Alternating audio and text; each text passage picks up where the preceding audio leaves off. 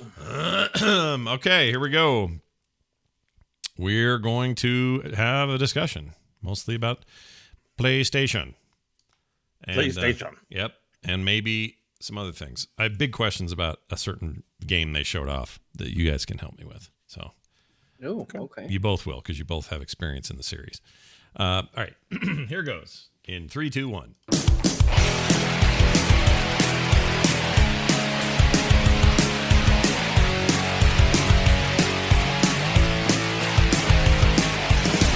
Hey everybody, welcome back to Core. This is Core, where we talk about video games and the industry it exists in. That's a weird way of saying that. I'm Scott Johnson with Bo Schwartz and John Jagger. Today, September 16th, 2020, and it also happens to be the day that Sony got up. Well, they didn't get up, but they made a video about 40 minutes long, full of gameplay trailers, and finally, release dates and prices for the PlayStation 5. Their entry into the next generation of consoles. On the heels, pretty rapidly, on the back heels of Microsoft's announcement of both their dates and their consoles. So we'll talk about that and a whole bunch more stuff here in a second.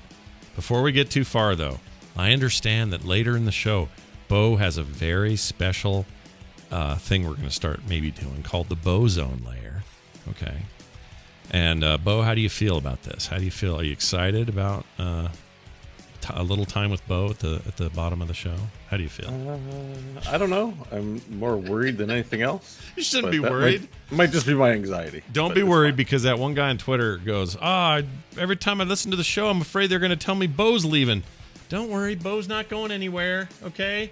He's just, he's here to shed light. I got a contract. If I leave, I'm getting called by a team of lawyers tomorrow, and they're going to sue the pants off of me. Ain't the nobody... Frog Pants. Yeah. Yes, the many lawyers at Frog Pants will be in touch with you. I think I have one listener who's a copyright attorney. Maybe I could get his services pro bono. I doubt it. Anyway, it's good to be Too here. humble. That's why people love Frog Pants Corporation, LLC. There you go. Frog Pants LLC. Call it by name. All right, let's get in here. Oh, that music's fun because this Friday, that's just a little tip off the back end of Super Mario Sunshine, that music you just heard. And this Friday, Super Mario 3D Junior, what's it called? What is it? All-Stars. Super Mario All-Stars 3D. That's right. Edition. You're going to get your hands full of Mario 64 Sunshine and the first Super Mario Galaxy game. I would have preferred this list be... I think I just want it to be bigger and more games, and also more work on the games themselves. But it comes out Friday. It's one of these limited time window things. I'm going to bite the bullet and get it so that I can talk about it.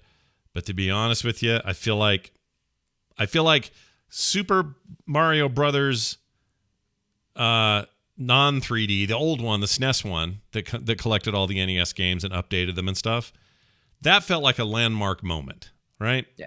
Everything's been updated. Everything looks great. It's all brought up to the SNES standards at the time. And it lost levels, which meant you got a bunch of stuff that you've never played before. So there was another reason to get it. Like, that seemed like an event.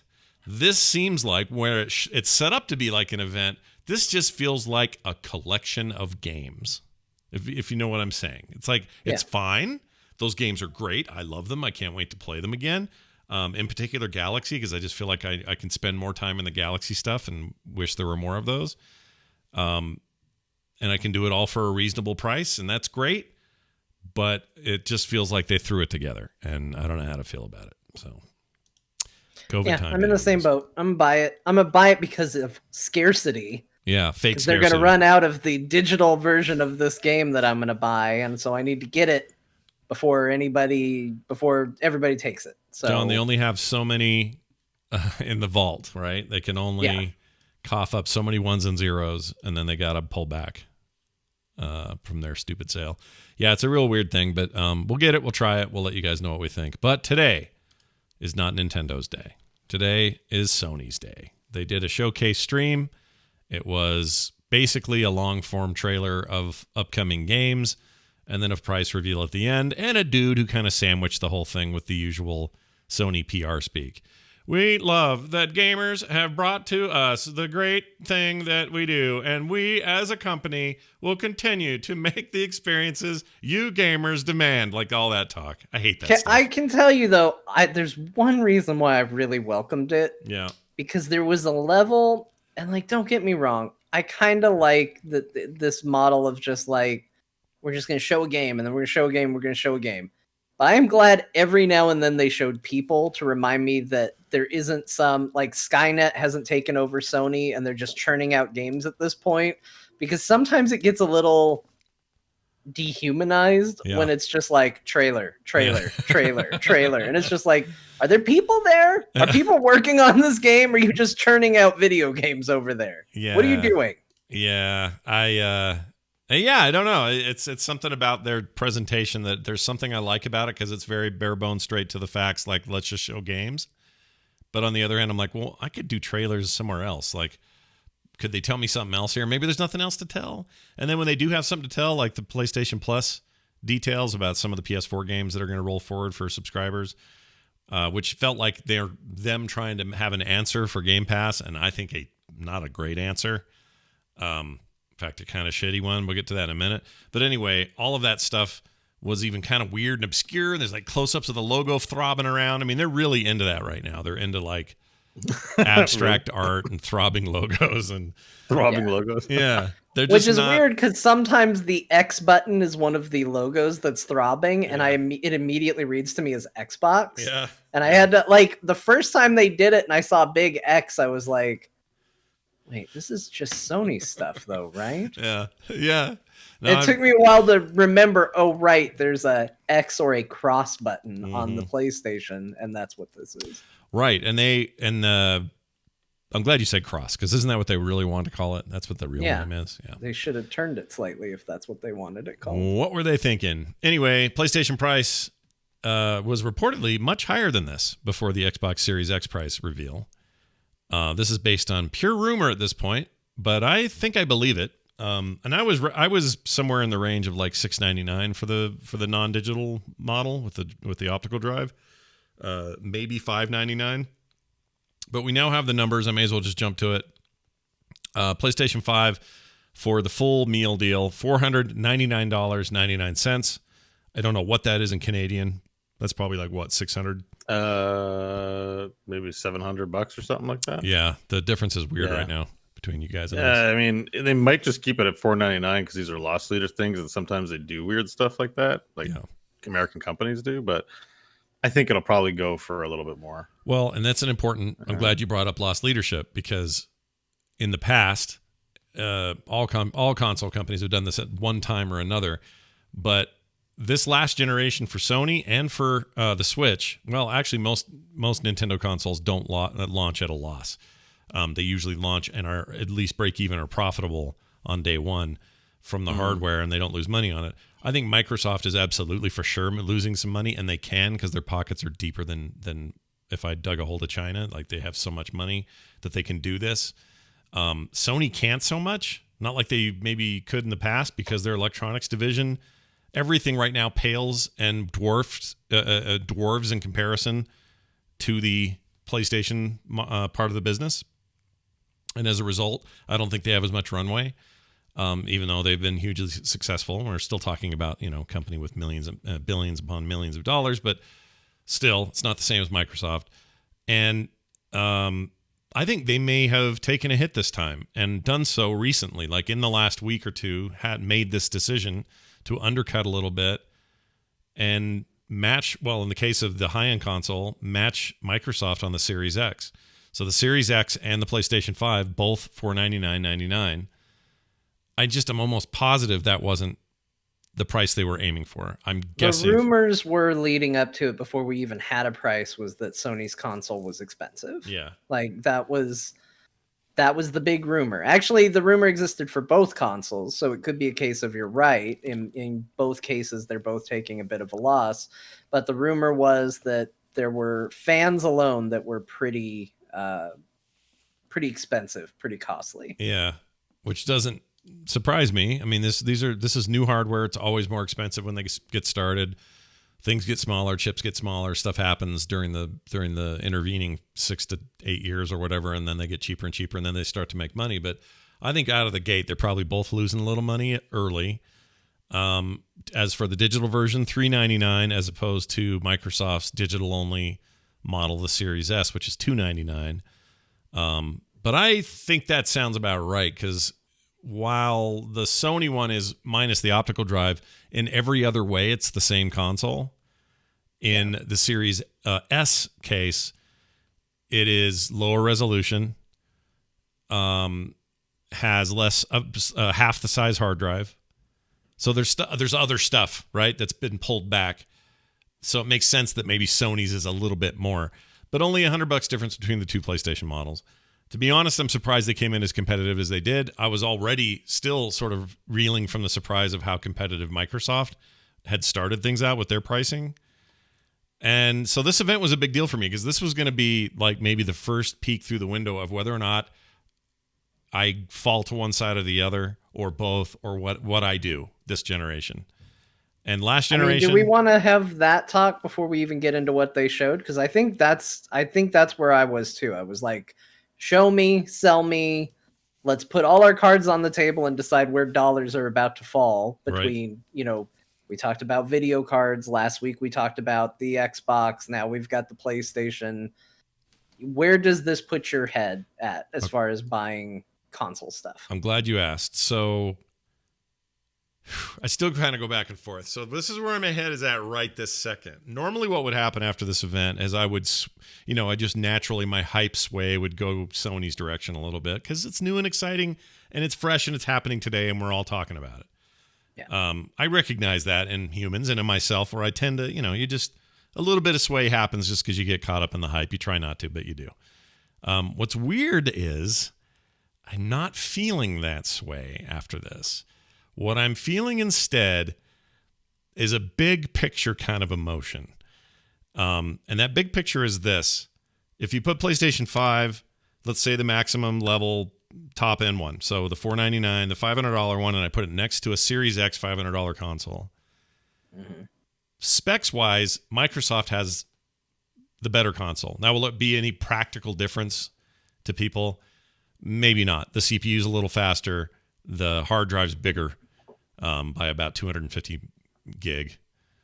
What else was different? I don't have it in front of me. There's a couple of other differences. I can't remember them all.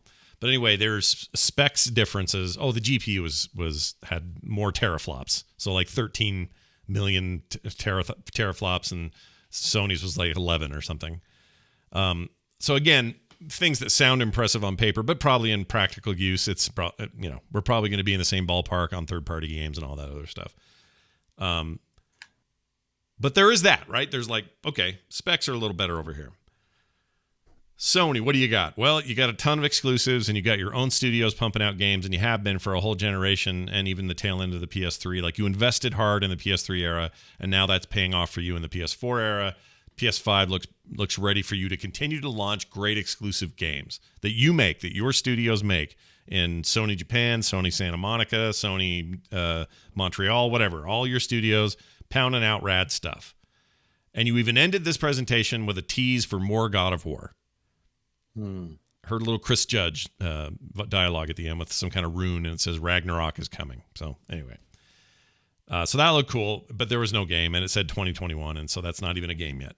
Anyway, my point is this. You've got the exclusives, so that's exciting, and thanks for that, all right?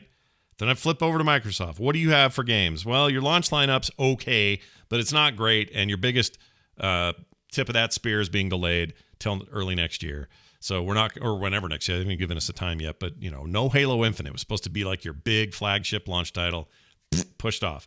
So, point Sony, no point Microsoft on that front.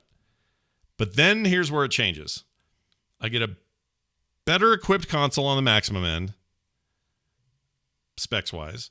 I get, if I want to, I can do a 2-year payment plan for $35 a month, no interest, and buy it that way, which gives me Game Pass Ultimate, which gives me PC Game Pass, Xbox Game Pass, EA Play, and All the things that come with Game Pass. Oh, yeah, xCloud and all that. Yeah. So basically, I get the console for even less money. By the end of all that, it ends up being less if I do it that way.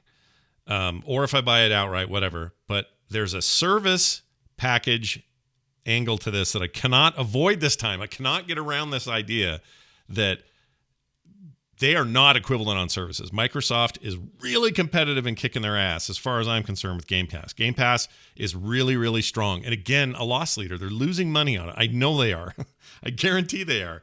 But that's what makes it so compelling and so inexpensive for us. We'll talk about their raise to $10 a month on PC here in a minute, but that's kind of a bummer. But that whole package really compelling in both the short and long term, because in the short term, tons of games, tons of back catalog, tons of current stuff, tons of third party, all included in that. You immediately have a gigantic library of games to play. Stuff you meant to get to, things you haven't played yet, brand new indie game that just showed up, saves across your freaking account to your PC so I can go back and forth, and I can do some of this stuff remotely on xCloud. Like all of those advantages, all of that stuff kicks on day one for $500. Okay. Sony has a launch lineup that only has one game in it I care about, at least that I know I care about, and that's the Spider-Man game. But it's $70. Did you know that, John? $70. It's confirmed.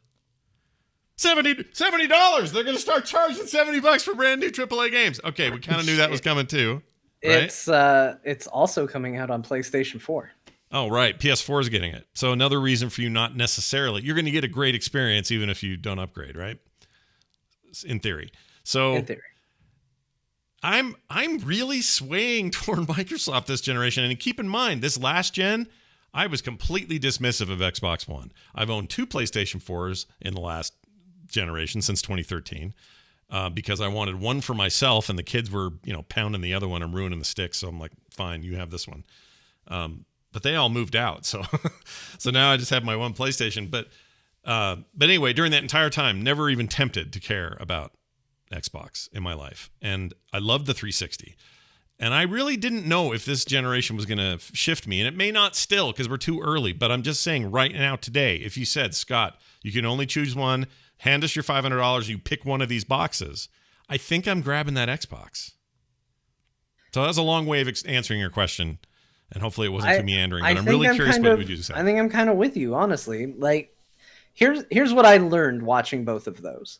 I don't think I'm sold on giving anybody $500 for a new console right now. I don't think Sony's launch lineup is very good. I don't think Microsoft's launch lineup is very good. I think that if you didn't have a PS4, if you missed out on all those exclusives that came out on the PS4, but you're finally saying like, okay, I want to get a console, I think the PS5 is a pretty good deal because that PlayStation Plus collection, you're getting a lot of really solid games in there. However, if you were into the PS4, which a lot of people were, it was the best-selling console of this generation, except the Switch, but that's its own thing. Yeah. But it's one of those things where I've played every single one of those games that I wanted to play. Sure. Not everyone, same. But everyone that I cared enough about, yep. I played. Because that's what I got the PlayStation 4 for. So that doesn't appeal to me. Mm-hmm. So right now, if you say, John, you have $500 to spend, do you want to spend it on a PlayStation 5 or do you want to spend it on an Xbox Series X? My answer is, how about this? How about I set that money aside, I get myself a new graphics card for my computer, and I'll pay you $35 a month to have an Xbox Series X as well. Because that's a deal I can actually get behind. Yeah. Because you know what? I'm not invested in spending $500 right now, but I'm already paying for Game Pass because that's such a good deal on my PC that I'm more than happy to give you $35 instead of my $10 that I'm doing right now, or what's about to become 10. Yeah.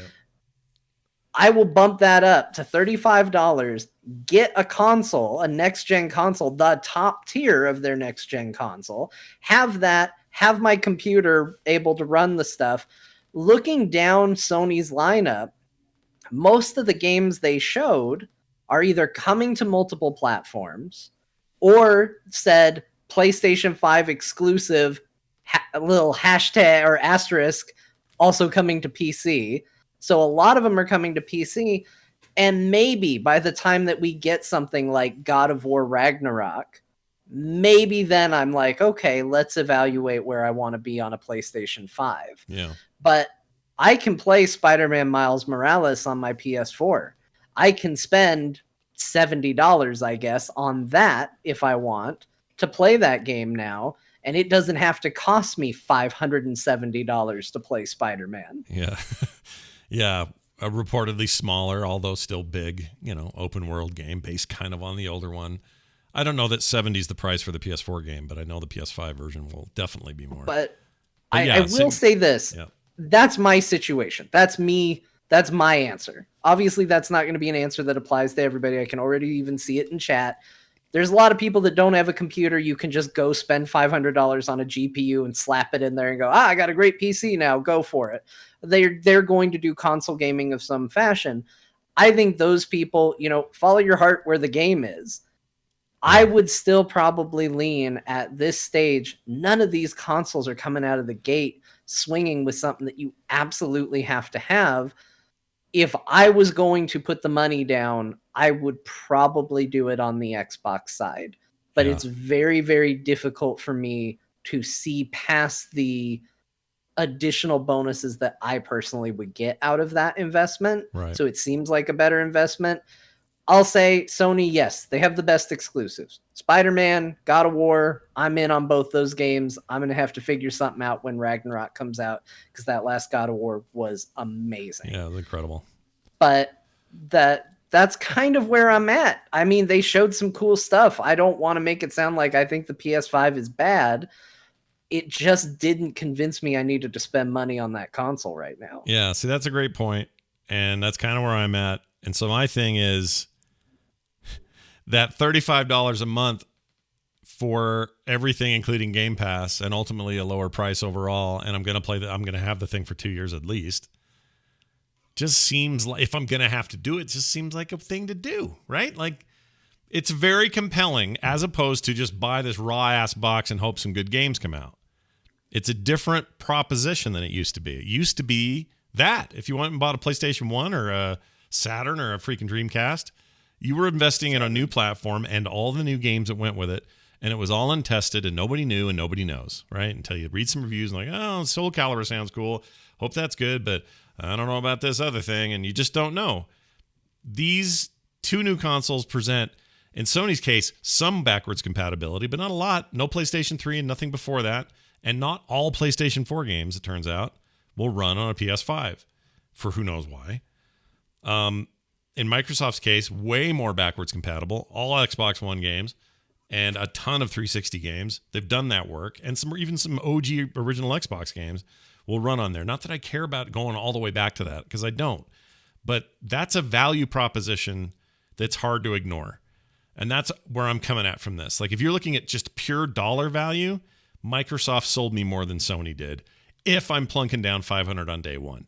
Now, you made a good point. If I'm not plunking down $500 on day one, or if there's not a third option that's like a 3080 or a 3070 or something for my PC, then I'll hold off for a bit. It's fine. We do have good PCs. We love our PC gaming world, and we're still going to take advantage of like Microsoft originals.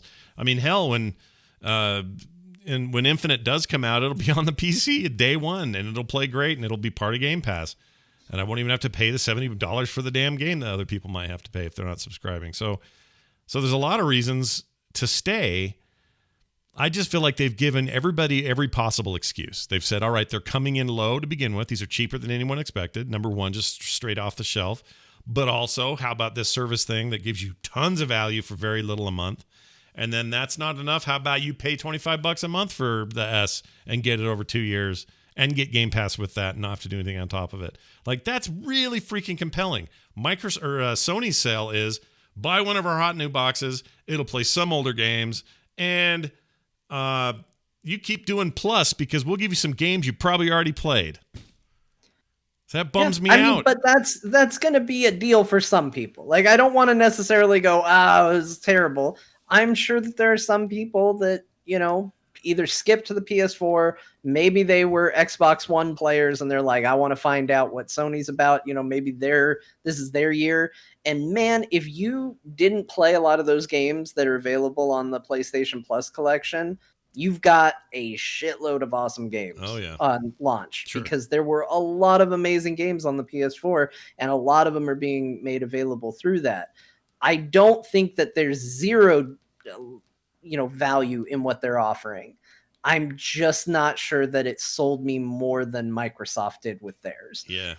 There's another aspect to this though that we haven't talked about, and it's a possible negative with the Xbox, which is, okay, let's say I do what I say I'm going to do. Even if I don't get a new video card, but let's say I've got an Xbox One X, Series X out there. And now I've got this expensive box I'm paying off every month for 2 years.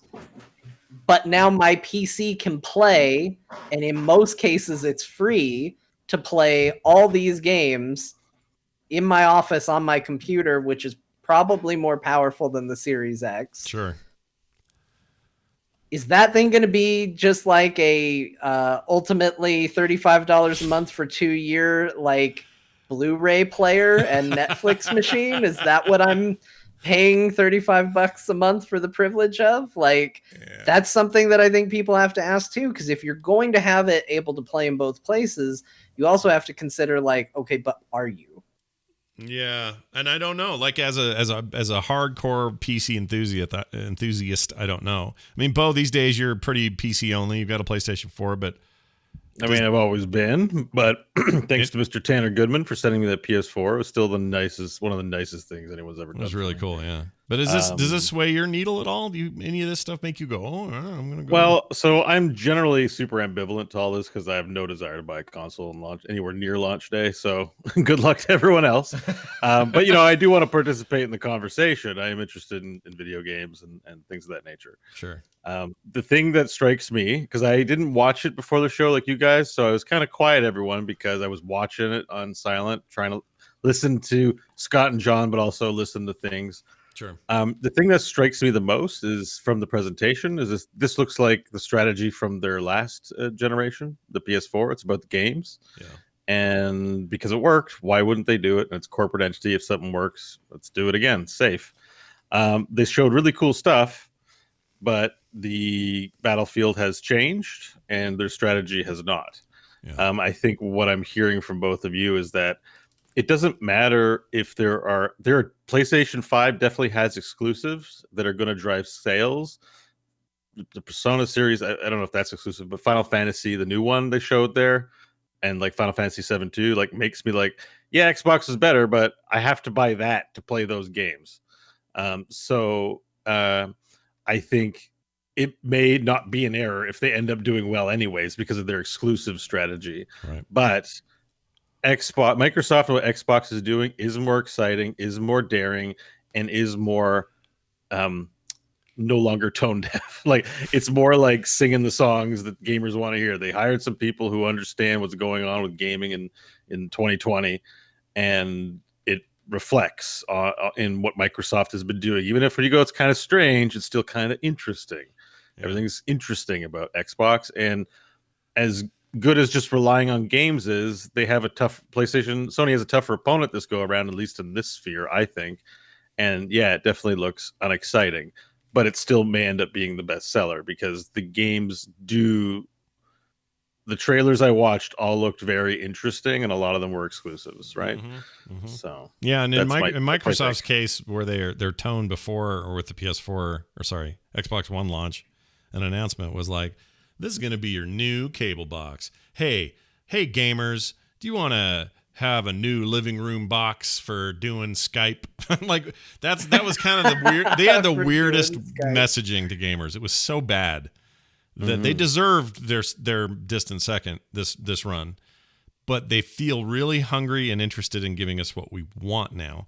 And keep this in mind: Sony might right now be the king of exclusives. But Microsoft acquired a bunch of top-tier studios in the last couple of years who are just getting to the point where they can start showing off alpha work for a lot of the games they're making. And we're going to start to see that same kind of thing. In theory, we haven't seen them yet, so we got to let them do it. But in theory, we will see Microsoft meet that challenge with their own kinds of exclusives that you just can't get anywhere, that aren't Halo and that aren't, Gears of War, aren't things that are just old, tired, IPs that they've been milking for this long. Like really actually branch out with exclusives that'll blow people's minds. And I think that's worthy of the conversation. Now, we may not see some of the results of that until next year or even 2022. And so by maybe a lot of people even hold off making this buying decision till then, or maybe Sony's got more stuff at the gate and it's an easier buy for a Sony fan to say, well, I'm just getting another PlayStation. They've been great. As of today, I just feel I'm leaning the Microsoft direction.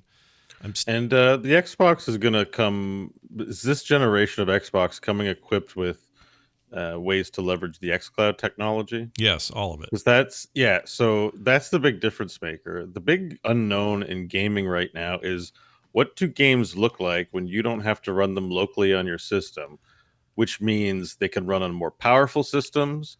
They can run multi-user dimensions, MUDs, a lot more effectively. Mm-hmm. So that means the kinds of programs they design and create can benefit from architecture they control, not your random PC jank and console jank. Like they have, one series of super servers and they're designed to leverage gaming in a whole new way you can't even imagine. Maybe a battle royale on a needle of a pin with 10,000 other players instead of just 100. Like the possibilities that will take gaming in a space where you've never seen these things before, I think is a very powerful thing that all these guys are looking to find. Mm-hmm. And I think it's leveraged through cloud gaming. And I think Microsoft is showing at least a desire to get that power to everyone around the world. And Sony is just like, well, we got good games. So they're looking to me more like the boutique where you go to spend $1,000 on a t-shirt, and there are people who like this kind of stuff. And so those will be those consumers. And Xbox is more like everyone gets games, and we'll make money from giving everyone games. And they might be bad and they might be good. They'll range, but right. We love games, and you'll be able to play games in ways that you've never played before or anywhere else. And that's our exclusivity, which I feel is exciting, and I'm rooting for them. I want that to be the case. Yeah. I hope it is. Yeah. Well, it does seem like the right focus compared to the last weird ideas they had. Like it feels like the answer, if they learned anything from the generation, it was, Sony was right. Gamers want to focus on games. If Microsoft's strategy right now isn't completely game focused, I don't know what else to call it. Like it's very game focused. It's almost entirely game focused. They don't even seem to care that much if you buy the hardware. They're more interested in your playing games wherever you're at, using their services and giving you compelling reasons to use them. So it's a strong argument, and it's the one that worked on me with Sony last gen, and this one seems even more that direction. So it might even be more correct to say they're both doing what they need to be doing right now. Yeah. I mean, they got a lot of smart people working for them. They probably are doing the best move they have available to them for this generation, and that's what we're saying. Yeah, that's a good way of putting it. Because it doesn't feel like PlayStation 5 was bad in any way, and it almost makes me feel bad to say, to even react that way. I'm like, lots of amazing stuff on Showcase. They're going to have a good box that's comparable. They're doing fine. Right. Yeah. It's going to be interesting. Let's talk about some of the games they showed, because they did show some more stuff. Final Fantasy 16 is coming. Console exclusive. Flannel Fantasy. It'll also be on PC. So just important to note, it'll be on PC as well, and maybe PS4, or is it PS5 only? I don't actually know. I don't know. They said PlayStation console exclusive also coming to PC, so that could be 4. That could be 4 or 5. 5 only. Yeah, I'll bet PlayStation 5 console exclusive also coming to PC. No. It's right. Yes. Yeah. So it's console exclusive, meaning exclusive on consoles. So no other console gets it except Sony ones. Oh, okay. All right. Kind of like it's like, what's the one that you just bought, John? Horizon Zero Dawn. Horizon Zero Dawn is a PlayStation exclusive, but it's also on PC, so it's only exclusive to their console. I get it. They get to use the word exclusive, which sounds like it's something has value. Yeah. But they're cheating because it is not an exclusive. It's totally cheating. I got it. Yeah. Because in their minds, and they're probably right, they Putting see my PC corporate as different. thing on. It's like, no, it's technically correct, and it's exclusive as hell. You should buy it. 16 is also Got it. coming to PC. I don't know if it's day and date or not, but from what I can tell, this thing's like a throwback to like the medieval stuff they've done in previous incarnations. I know Yeah, most of it those games are actually, when different. it first started showing, I was like, is this an expansion to Final Fantasy Online? Because it looks like online. Yeah. It actually, I'm going to say, graphically, maybe not the most impressive thing because I mistook it for the massively multiplayer online role-playing game that's currently out there. But Mhm. um, it seems interesting. It seems tied into that same sort of thing. They're not calling them summons, they're calling them icons, which is, kind of a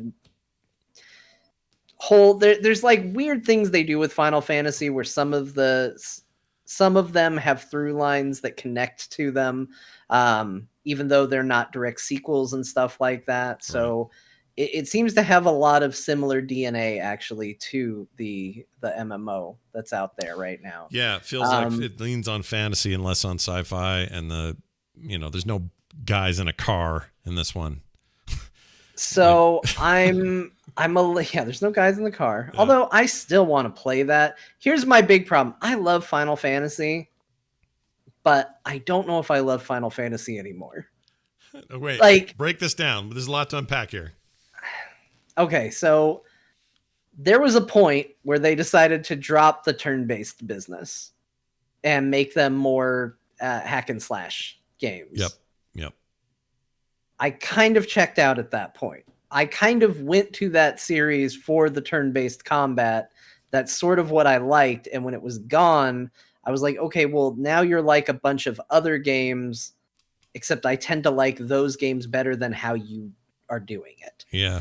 And so what has happened is, Final Fantasy VII Remake came out. I gave it a try. I absolutely loved it. I played through the whole thing.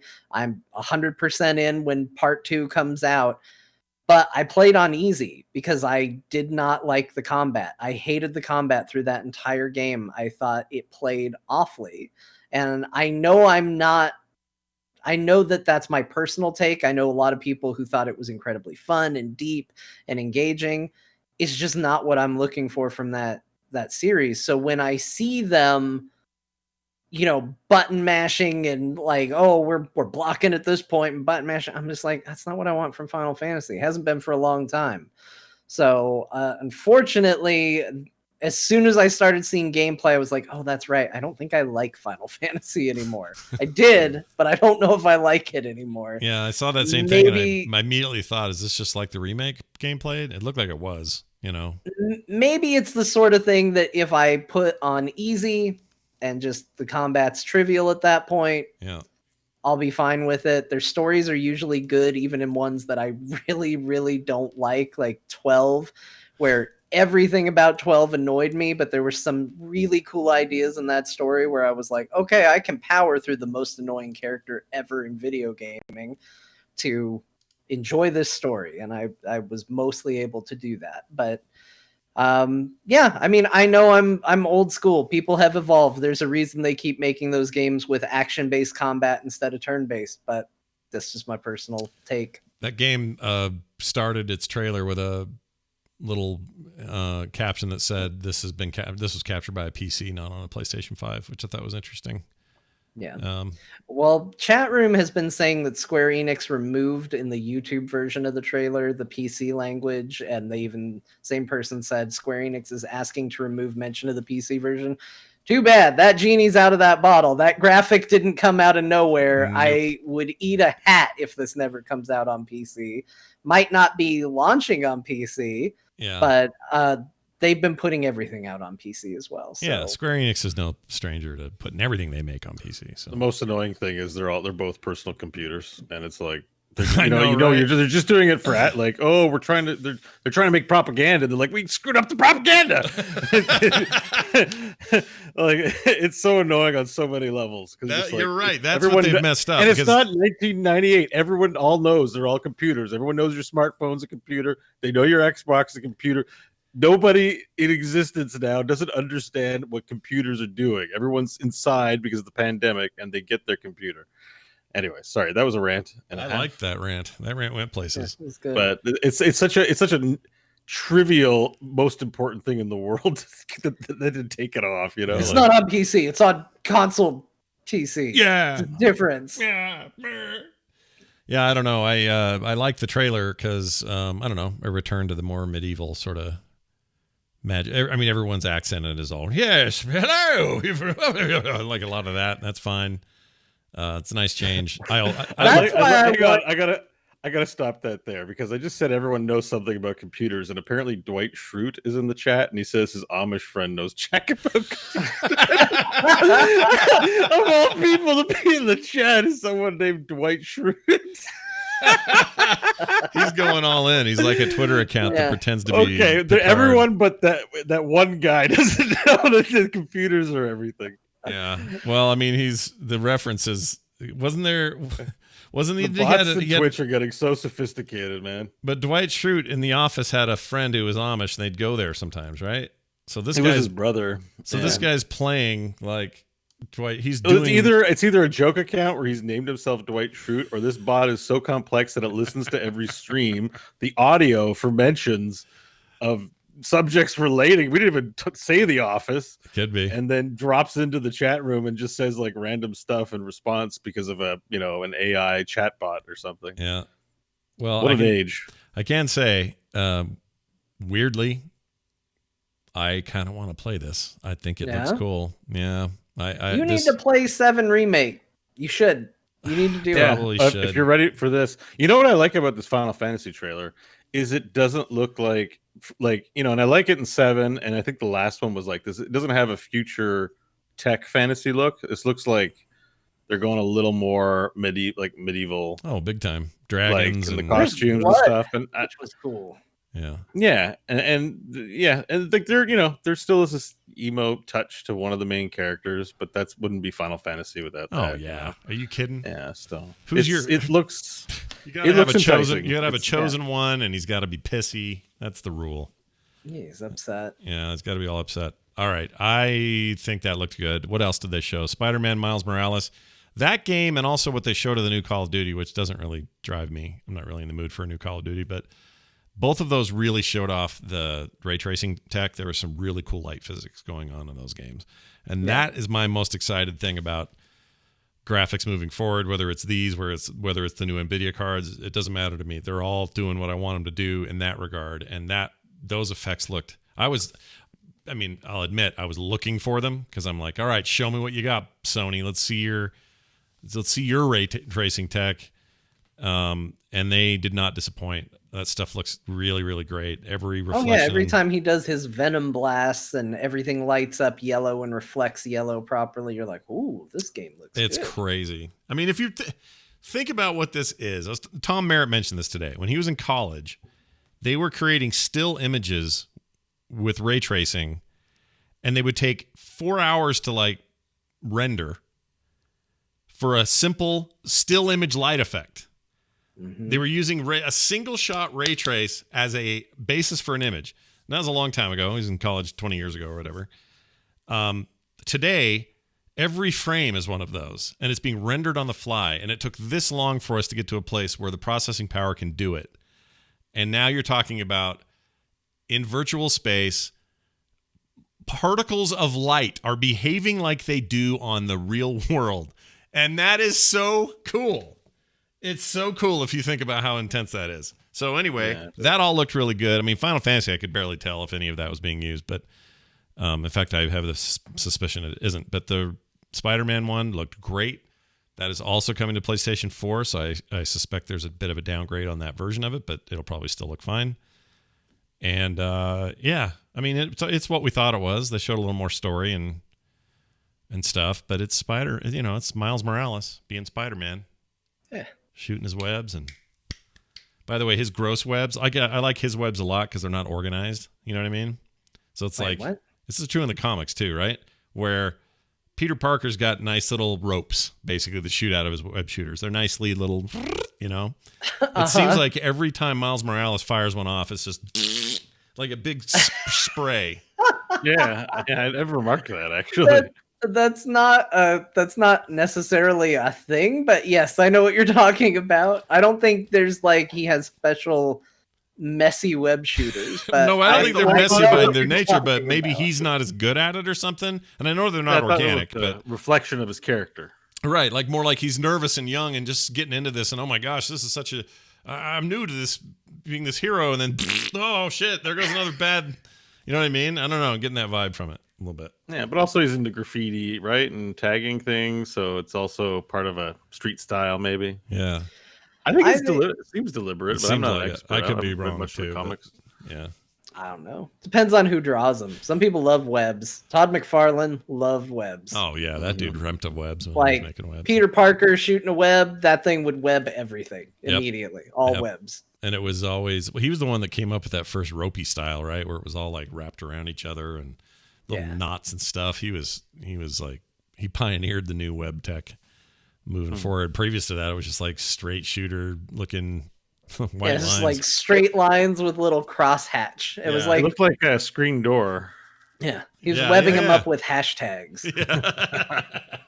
Yeah. So I'll take the newer stuff. But anyway, that looked great. They also talked about the PlayStation Plus collection. Again, one thing they did say was, or they didn't make clear, was that all of these games in that collection would be up-resed in any significant way. They did say some PlayStation Pro stuff, but setting or things that PlayStation Pro supported that made certain games look better, that will automatically be supported, like HDR or whatever. But that seemed a little weird. That whole bit seemed fishy to me. If there was anything in this presentation that felt like it was last minute slapped together, it was that. And I think it's because that was their attempted answer to say, hey, we got services. Look at this value over here for your money. I feel like that's what they were doing. Yeah, I mean, most of those games, if not all of them, I'd have to look to double check, but almost every one of those games, I think, has been available on PlayStation Plus already. Yeah. So there's a pretty good chance you actually, if you have a PS4 and you were diligent about being subscribed and getting your free game, you probably already have most of the games from the PlayStation Plus collection. Which is another part of why that value seemed a little odd to me, and why I said if you didn't have a PS4, it's a really good value. If you did, it might not be that great, which is because you probably already have these games. It kind of checks the box of, well, I bought a bunch of digital stuff and I want to make sure I have it when I come over here. This is sort of a way that you have that guarantee, although ironically you're paying monthly for it. So Right. that's what I'm curious about. If I own some of these games outright, like if I bought God of War and I don't want to sign up to PS Plus, do I have God of War when I go over to my PlayStation 5 because I own that game digitally? I don't think I necessarily do, Yeah. but we'll have to see. Like, that's the stuff. That's why I need somebody to come out and talk to me. Yeah. Like, hype Yes. videos are great, but I need somebody to just come out on stage and go, all right, you got questions. Here's how it's going to work. Let me break it down for you. You Yeah. own God of War, right? Yep. Okay, did you get it through PlayStation Plus? No, I paid $60 for it. Great. Okay, when you play PlayStation 5, it's tied to your account. You can download it here. And I go, thanks, Sony, man. Thanks for talking to me. I'm glad you did. I understand it now.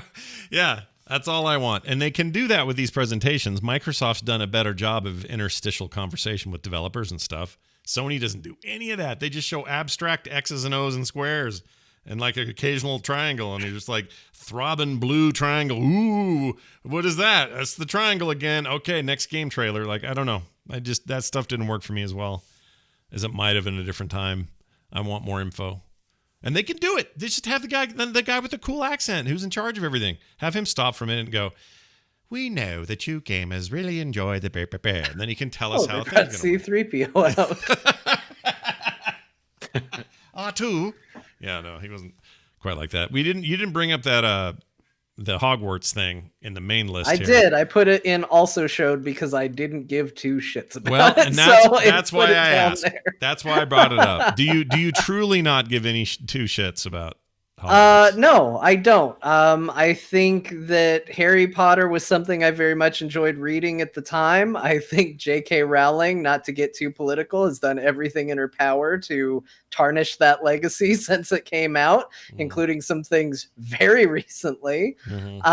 And it's not a world I'm interested in. That said, it's the game I wish I had when I was into Harry Potter stuff. Yeah. Like every year they churned out you're going to get to play Harry Potter's first year in Hogwarts. Make sure you figure out the secret of the Philosopher's Stone. And you're like, okay, great. It's the game I wish I had back then.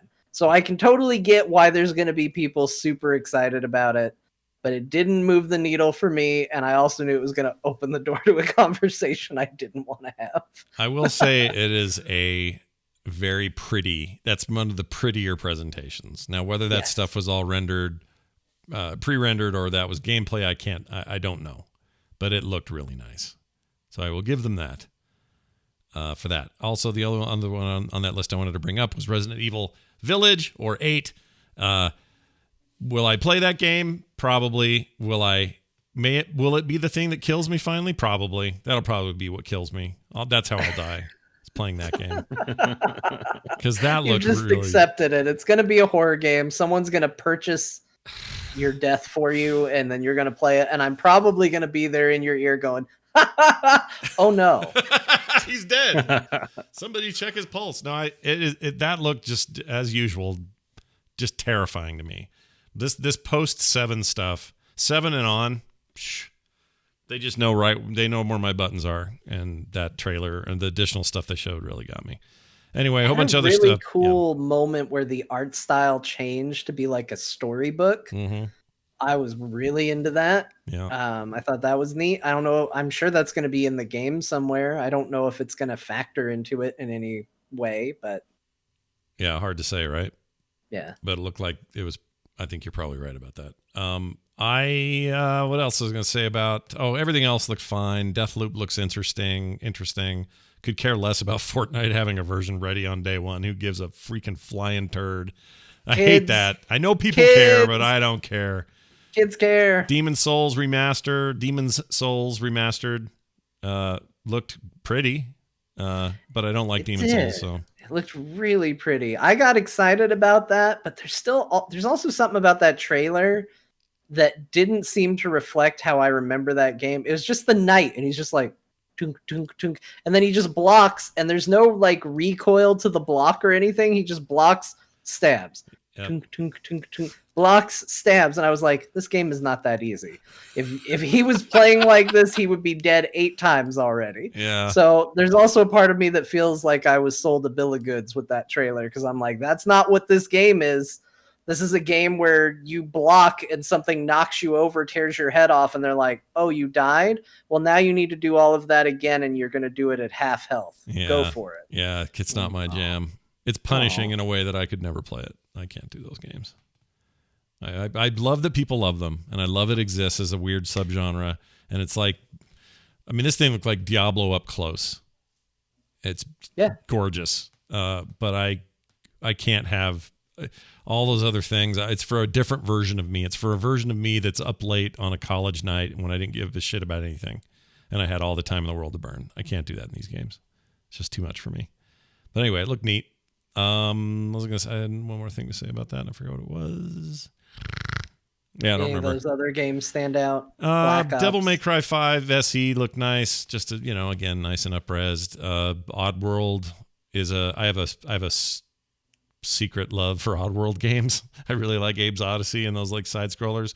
This looks like a return to what I like. So I'm actually excited about that. There's also, it was originally a local developer here in Salt Lake that did it. So I kind of have this like nostalgia for thinking somebody cool in Salt Lake made it. So anyway, I kind of like those games. I think those Oddworld games are cool. And this looks like I say, a throwback to what made them cool in the first place. What else? That's it really. The rest were kind of meh. Like Black Ops looked beautiful, but it looked like Call of Duty, dude. I was just like, okay, I can't. Yeah, it's going to be everywhere. Like the big news about Call of Duty is that the alpha is going to be on the PlayStation 4 soon. I think like in a couple days or something. Multiplayer, right? Multiplayer alpha, yeah. So what does this do to I still understand what it does to the current Call of Duty, which is a big established like thing now. Like there's a battle royale in there, and there's a bunch of multiplayer of its own, and I don't get how that works. And will it be on? I don't think they know. This is a company that for years and years put out map packs that you had to pay for, and then was like, we don't know why it's hard for people to find matches. We split the player base into so many different queues and groups based on whether they bought our dumb maps or not. I don't know why they're not all playing together. Yeah. Like the fact that they haven't figured this out is honestly just a testament to their legacy. They probably didn't think about it. Yeah. So I don't know what to think about that. I remember they made with the last Black Ops game, Black Ops 4. They made an entire battle royale game that's gone now. Why would you make that like a temporary thing? Whereas Warzone, my understanding is Warzone will continue on, including this release. Warzone is still the battle royale, like the big multiplayer thing that just goes on, and a separate download and everything if you want it. So they're getting that right this time. But what was that even about? Like, it's a weird. They're weird. They're weird. I'm sure it's fine though. It has its fans. Obviously, the thing sells more than anything else every time it comes out. So yeah. All right. Immortals: Phoenix Rising. Remember we kind of talked about this last week. Sorry, one last thing. Yeah. You had it highlighted, so I just want to make sure we talk about it. After all of it, Jeff Keighley got on Twitter and tweeted out that per Sony, so this is coming per Sony via Jeff Keighley. Yeah. Pre-orders for the PlayStation 5 will begin tomorrow at select retailers. Oh, and we didn't mention dates. I'm glad you brought that up. So PlayStation 5, both versions coming November 12th to the US, Japan, and a bunch of other territories. I didn't write them all down. And then the 19th in all the remaining ones. So there's a split on the Sony release. The Microsoft release is, as far as I know, no limit on that. And they're coming out earlier. They're coming out on the 10th. So the 10th, you can get all the Microsoft stuff. Whether or not being first to market by a few days matters, I don't know. I have no idea what difference that makes. Do you think people are really excited about these things, these boxes, really? I think so. Gamers? Is there, like, I just feel like kind of out of touch with it, and just my own personal opinion is not reliable. I'll tell you what. I'll tell you what, dude. Neither is mine, because I'm feeling excited, but I'm not sure why. I think I just like this part of the. Well, I know you industry. enjoy it though. Like I understand the intellectual pleasure involved in all of this. Yeah, the industry level stuff I really love. I love following it. I love the competition. I love watching it and reporting on it and talking about it. So that's why I'm excited. Oh, I know what I was gonna say. Sorry, it just came to me. They have a logo. Sony's using a logo now where their X and their O and their triangle and square all are kind of floating up close to your face, but then they all like come out and sit still and then says Sony Studios or whatever. Yeah. They're doing like Marvel, where it's like it starts to rotate, and on this X there's the lady from New Dawn or Horizon Zero Dawn going with her arrow, and then it floats this direction, and on the side of the zero is Miles Morales going like they're using these like Nathan Drake. They're using the Sony cinematic universe to like paste them on the side of their things, and it kind of annoys me a little because it's like a total ripoff. But anyway, whatever. It's not a big deal. Yeah. Not that big. Their marketing's a lot like that, though. It's not the first time, Right. Yeah, they use the Spider-Man font for the PS3. Yeah. Oh, yeah, they totally did. I forgot they did that. Man, they were counting on that tie-in back then. The movie and stuff. And it was 3, right? I mean, look, it's a fine font. I stole it for my baby announcement. So, what are you going to do? But that's because you're funny and it's ironic and you're funny that way. You knew the joke going in. Right. Oh, well, I don't think I've never heard the story. Then did they actually try to marry the Spider-Man 3 to the PlayStation 3? Oh, there was so much cross promotion. You could buy a PlayStation 3 and a copy of the Blu-ray of Spider-Man 3 for some special deal. It was super. Made a bad bet on that one. Yeah. I like this third one just fine, but 3's Terabad. Oh. I guess I like Terabad movies. It's fine. It's okay. I usually disagree with Bo. I think Spider-Man 3 is not great. I think it's better than it gets made out to be. Okay, what's good about it? Sandman's good. That's it. Sandman's good. I actually think that the problem is I think all the villains are underutilized. Yeah. I don't necessarily have a problem with Venom. I think Topher Grace was a weird choice, but I also kind of understood where they were coming from with it. Like, let's do somebody who could have been Peter Parker. Like, let's do the dark mirror reflection sort of thing. So I kind of get where they were going. Bruce Campbell's in it. They didn't lean into it. They didn't lean into Sandman. They didn't lean into Green Goblin again. And as a result, it was a little disheveled. Yeah. And Bo's right. Bruce Campbell wasn't it like he was in all the Sam Raimi cameos, so I guess that counts for something. I'm not going to sing this movie's praises, but I don't dog it the way some people enjoy dogging it. I really don't. I think it's fine. And I wish I liked it. It's bad. It was no X-Men 3, The Last Stand. No, that's really bad. There's way worse superhero movies, even in the Marvel camp. Oh, for sure. I'd watch Spider-Man 3 over Thor: The Dark World any day. I still haven't seen Thor: The Dark World. So it's bad. Is it that bad? Okay, whoa. Wait, so Bo, whoa. do you take It's counterpoint? Fine. Okay. It's fine. I agree that if you're thinking of the Marvel movies, it's not an exciting one to pick out of the lineup. Like, it deserves its spot in the lower swing of things. But like, you're just banging on it for like fun or just for pleasure. Like, it's not that bad. It's not that bad. It actually has some really cool stuff in it, and if you enjoy the Thor Loki dynamic, it has a lot of that in it. I do like the Thor Loki dynamic. The problem is it's a movie that wears on its face, even before I knew it was actually true. It's a movie that on its face, everybody clearly isn't happy to be there. Sure, I guess. Was that the behind the scenes story? Yep. I don't know that. Everybody wanted out. Natalie Portman gone after. Idris Elba didn't want to do another one until they convinced him otherwise. In fact, he didn't even want to finish the one he was in. Like, people were not thrilled. It went through multiple directors. It was supposed to have Patty Jenkins, who went on to do Wonder Woman, as the director. They got rid of her. Like, people were pretty unhappy on the set of that movie. Yeah, this is because you know what was going on. I didn't know any of this. I didn't watched know it. I was it like, at it's the not a right time, movie. But I wasn't surprised to learn it. So I guess that the story behind a film can affect how the people, at least of the time, perceive it if they're aware of it. Because I don't know. I'm just like, why are people? It's fine. Like, it's a Marvel movie. What's his name? Christopher Eccleston is the main villain, and he's a guy who I don't think is happy to be in anything he's ever been in. I love Christopher Eccleston. You want that. That's what you want. That's him. He's fine, but every time you hear an interview with him, he's like, well, it was the worst experience of my career. Like, how'd you like being on Doctor Who? Well, I hated it, so I only did one season. This is the problem with the internet.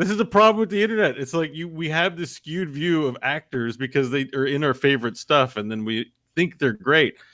They're assholes like all the rest of us. Well, they can be. Here's the thing with him. If you guys have ever seen The Leftovers, he was fantastic in The Leftovers. Did he enjoy his time on the set of it? He was there for full 3 seasons and smiled a lot. So I can only... Okay, well, he's in 28 Days Later. Oh, he is in 28 Days Later. He probably played more himself, it sounds like. And he's in Bruges. Yeah, man, that movie's he is in Bruges. I great. like him. I'm just telling you, every interview I read with him is him talking about how much he hated. Stop watching interviews with actors. I was doing it for a little while. I was like, these guys are annoying as shit. Like, they did those Hollywood Reporter roundtables where they're all talking about their profession of acting and blah blah blah. And I'm like, I can't stand these people. Yeah. And I was like, I love their movies. I love their work. I'm an admirer of what they do. But good God, man. If you like, they are self-absorbed to like an insane degree. Like, I just want somebody to ask him, hey, what's a movie you really liked working on? And just give us the answer finally. And then I'll be like, oh, great. He had a good time in Bruges. Yeah. He probably did. He seemed to have a much better time in it. I know I had a good time in Bruges, so I assume everyone who made it did as well. Yeah. All right. What else? Immortal.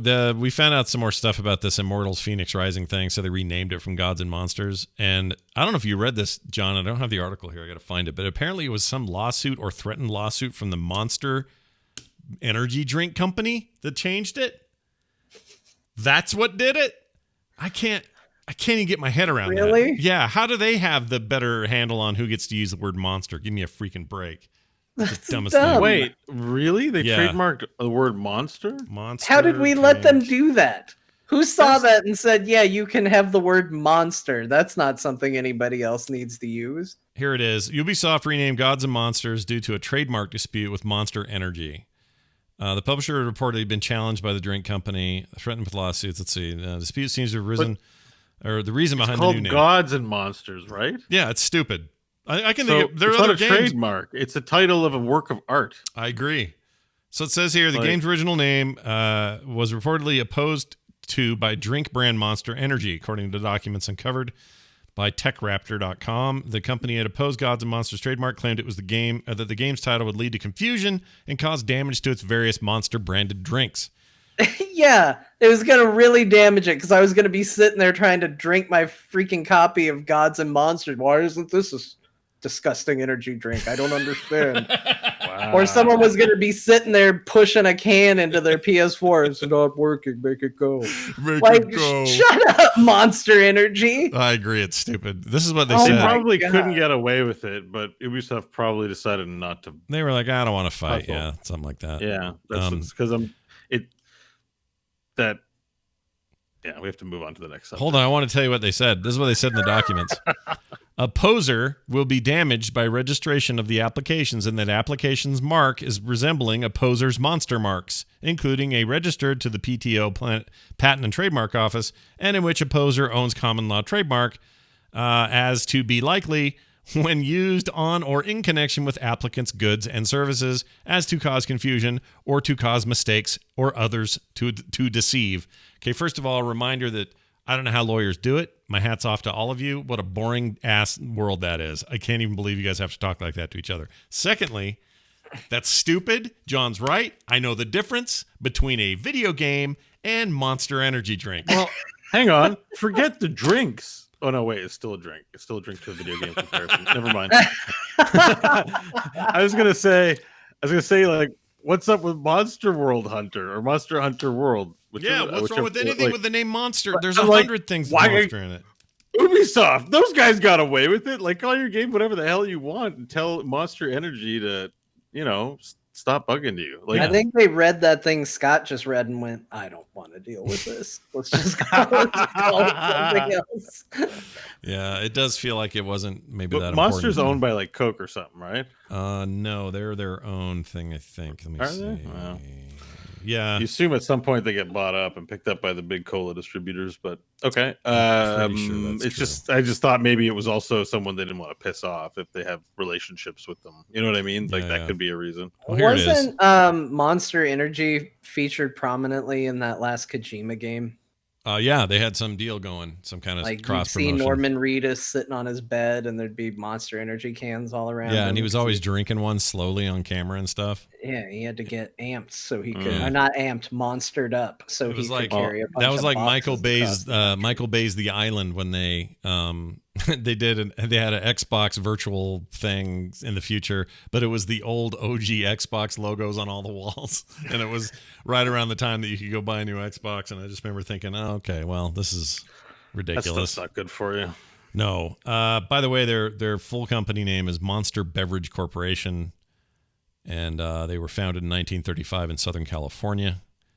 They originally sold juice products. All this Monster business is more recent. So They used to drive to my college campus and just hand out drinks to people, like drug dealers that were allowed to get away with it. Yep, because they were. That's exactly. I mean, what it I is. joke about it now. At the time, I thought it was pretty awesome, Yeah. but that was I mean, it 'cause tastes was pretty damn thirsty good. and it was a free drink. But I have a real it's not there's mango loco, but there's another one that's like pomegranate or something. It's the fruit punch flavor. Oh, you It's like that? the best thing on earth. Really? Oh yeah. Do you Oh, feel, yeah, it's do you very feel like even you're now. I'm gonna just have a like, heart attack after you drink? I haven't it? had one in like 3 or 4 months now, but like it's the best. Does the caffeine affect you? Does it bug you? Oh yeah, it's full of caffeine and sugar. Like I don't even know how I'd react. I haven't had a soft drink. I have like what do you guys call it? Cola. We call it pop or soft drink up I here. don't think You we guys call get them that, colas, right? do we? No. no, I call them sodas. sodas. Sodas. Yeah, we call them I haven't sodas. had like a soda that has sugar or caffeine in like 3 months. So. If someone calls just every soft drink a cola, then they're crazy. And I know there are people that do. Where my wife's from in Mississippi, they all say Coke for everything. So even if you want there's the a 7 Up, regional thing to the soda, pop, Coke. I don't know. I don't know anywhere where they call them colas, but because cola is that's just the flavor. Cola flavoring is like Coke and Pepsi and stuff, right? Isn't that what cola is? Yeah, that's actual cola. I think so. Yeah. Okay. Yes, well, then people that's shouldn't cola. do that. They should call it something else. Is all I'm saying. Anyways, I haven't had one in a while, but that particular flavor of Monster is quite good. Yep. Anyway, Immortals Phoenix Rising actually looks kind of cool. So yeah, I gotta do a little retraction. I kind of gave Ubisoft some shit because I thought they had changed the female protagonist from the first video to a dude, which they've been known to do. Yeah. So I threw a little shade their way, but nope, that is not the case. So she's just a kind of. Are you saying she's unfair shade that was thrown at Ubisoft? In this case, is she completely manly? Fair for others? Is it a manly character? Is that the problem, or no? It was. They only released a couple screenshots initially. It was from the back and the side. It was very hard to. I mean, look, there were a couple of times where I wasn't sure when I'd look in at a Zelda game if Link was a lady. Sometimes just kind of it's feminine attributes. It's okay. It's fine. It's not a problem. But it's just sometimes you can't tell. So, well, I guess the big question is Link handsome or is Link pretty? Link is Link is ambiguously elf. Right, but is he pretty? Is he a pretty ambiguous elf? Probably both. Both? Both. He's both. He's both.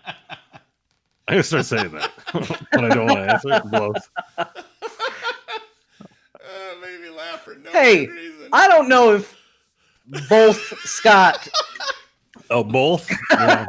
Really? No. That's the thing. I have no room to do this. I have no room to say anything because I say both already. I say waint instead of wait. Like I've got my things, but there was something about bloth that's funny. I don't know why. Bloth. Oh, that's good. Bloth. It's isn't he? He's a animation guy. Bloth. Oh, Don Bluth. Yeah. Don Bluth just had his birthday. In fact.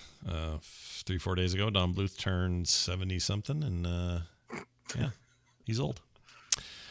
Another Utah connection, went to BYU Film School. Anyway, moving on. Right. Let's now go here to this. Oh, I already did that. Time to talk about the games we've been playing this week. I am still min-maxing. That's terrible. I'm maxing out Mad Max, the open world Mad Max game from 2015, and I can't believe I'm actually doing it, but I'm having so much fun doing it that it's not a problem. So I beat it. I did that. I already talked about this. Beat the story last week. Beat all the side missions that are story-based, and now I'm just clearing out all the bonus stuff. So here's a place with a scrap heap. Go find it and get those extra cars from the races, and I'm just gonna go full 100%, man. What's the worst thing that you're like feel compelled to do because you want to complete it, but you kind of hate doing it? What's the worst? There's one that I hate doing, and thankfully it's very few that you do. Like it's only two places in an entire zone that you're trying to clear, but you have to go clear landmines that have been planted by some of Scrotus's people, and you have to go. You can fast travel, but you can fast travel or drive to one of your main encampments, the one where Liam is, Gut Gash, he's called. And I go in there, and you have to swap out cars. So you're not going to take out your amazing car. You're going to take out this thing called the Chum Bucket, and it's this shitty rickety thing. And you can't fast travel with it. You have to drive it wherever you're going to take it. And so you get on that thing and you got to go, you figure out where it is, you know where the spot is to go clear the mines. There's a dog in the back. So your dog is back there and you drive all the way out there. Now the problem isn't so much the driving. It's between there and there. You get like war parties on the road will show up and a bunch of war boys will go, "Oh, you get him, boy." And they all turn on you and start bashing your car and trying to destroy you. So it's hard because I don't have a way to fight back. This thing has no turbo. It's got no good weapons. It's just a piece of shit. So you always have to kind of do that. Usually you make it, though. Like a lot of times I'll just bail out of it and then get in the street and dodge their cars for a second. They'll eventually give up on trying to run me over and they'll get out of their cars and come at me with fists. And then I'll just fight them and win and then leave. So it's not a big deal. But again, it just slows me down. When I get to the mine thing, the dog starts barking and aiming his head the direction of where the mines are. So this way. So you follow the dog that way and you slowly move until he's going, hoo, hoo, and then suddenly we go, harp, harp, harp, harp, harp, and then that means he's found it. And then out in front, you'll see a little mine, and now an icon will be on it. You get out, you go over there, hit A, and you disarm it. There's 3 of those per patch, and then you've cleared it for good, and you never have to look at it again. So they're a pain while I do them, but you never have to do that one again. Like once you've cleared them, they're done for the game forever. It's not repeatable. It's not grindy. They're just gone. But doing them freaking sucks. And also, I get so impatient that I'll drive up with the dog and he'll be like, I'm like, oh, I'm almost there. And I won't let off on the gas enough. And I'll run right into one and explode, die, have to go do it again. So that's the worst thing that game makes you do. I like everything else. I like clearing out camps. I like capturing oil wells and pumps. I like doing all the weird shit you do. The story was great. I really, really liked it. I really liked it. And that game looks next gen. You'd swear it was something that was just announced. You showed us a great screenshot of it. Yeah. It looked very pretty. I took that picture. Like and there were no filters on it. I just took it. I didn't do anything it looked crazy. good. Yeah, it looked real good. So can't recommend it enough. So I'm clearing that out. I did some streaming with it, and people just hung out with me while I went and killed stuff, and it's great.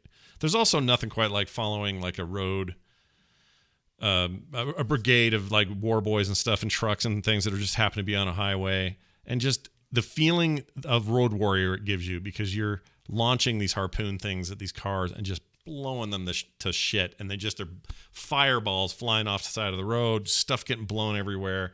It's just really visceral and never gets old. And I don't know. I'm just sad. I'm sad there's no game, there's no sequel to this, because I think it'd be great. It must not have sold very well, but it's a shame. There's something interesting to the notion that in this land of video games and trying to make more video games, that we can just make a game and then it can just be the thing. Yeah, it doesn't. Not everything we make has to be a franchise, and there's almost this beauty to, we have the Mad Max game. I just want more of it, I guess. Go ahead. Didn't it come out at like a terrible time? Like, didn't it come out against like Last of Us or something like that? Like, wasn't there some major open world game that it was directly competing with? Yes, I don't remember what it was though. It was 2015. Oh, I remember what it was. What was it was it? Metal Gear Solid 5. Oh, that's what it was. Yep.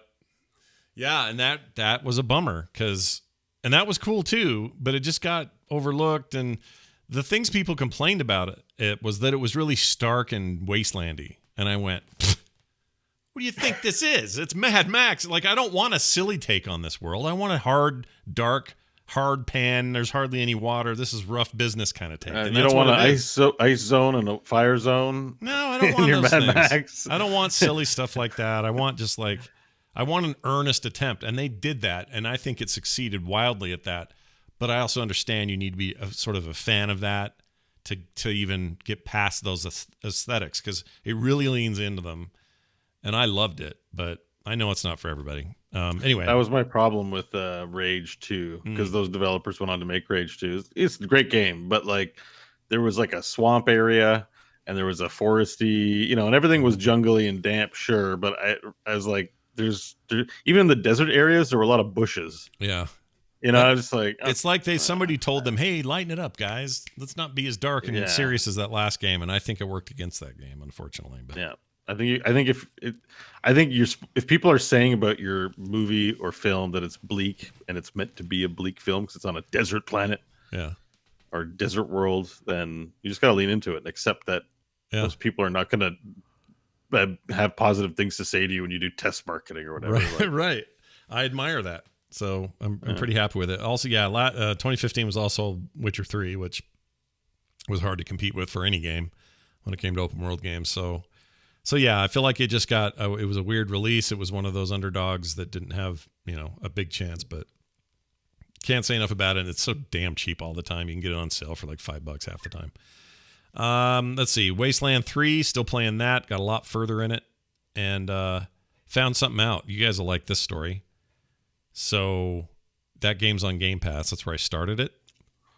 And it's a Microsoft Studios produced thing now, so it's staying there forever. That's great. But the developers, I know somebody who works there, and they said, hey, I forgot. I have a Steam code here for you. Do you want this? I said, oh, I'd love that. I think I'd prefer to play it over here. I thought what I could do was install that Steam code, which I did, install the game, and then go get my save files for the install on Game Pass and move them over because it's the same exact install base. It's the same game. The save files are saved in the cloud only. Yeah. There's no local saves for that game.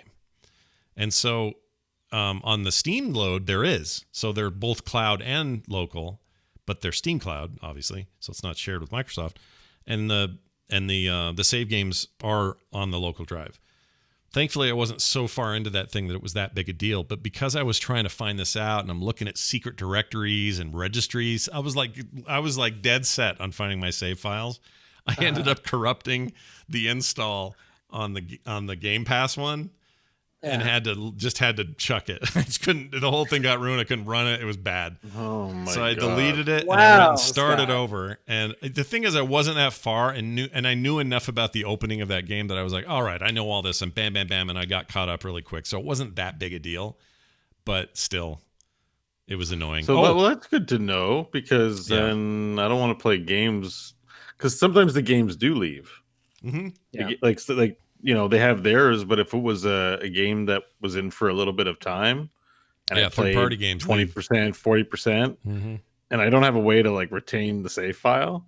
Well, you do if you buy, I don't want to play those games on a Game Pass anyways. If you buy that game before it leaves, you get to keep it forever, but I don't know where the saves go. I don't know if it's still cloud. Well, that's assuming I want to buy it on the Xbox service. Yeah, right. I may prefer to buy it on the Steam service because right. Steam is still aces as far as the best platform on PC. Yeah, I think the game, like they've made such progress with that app. It's way better than it was, but it's still not ideal.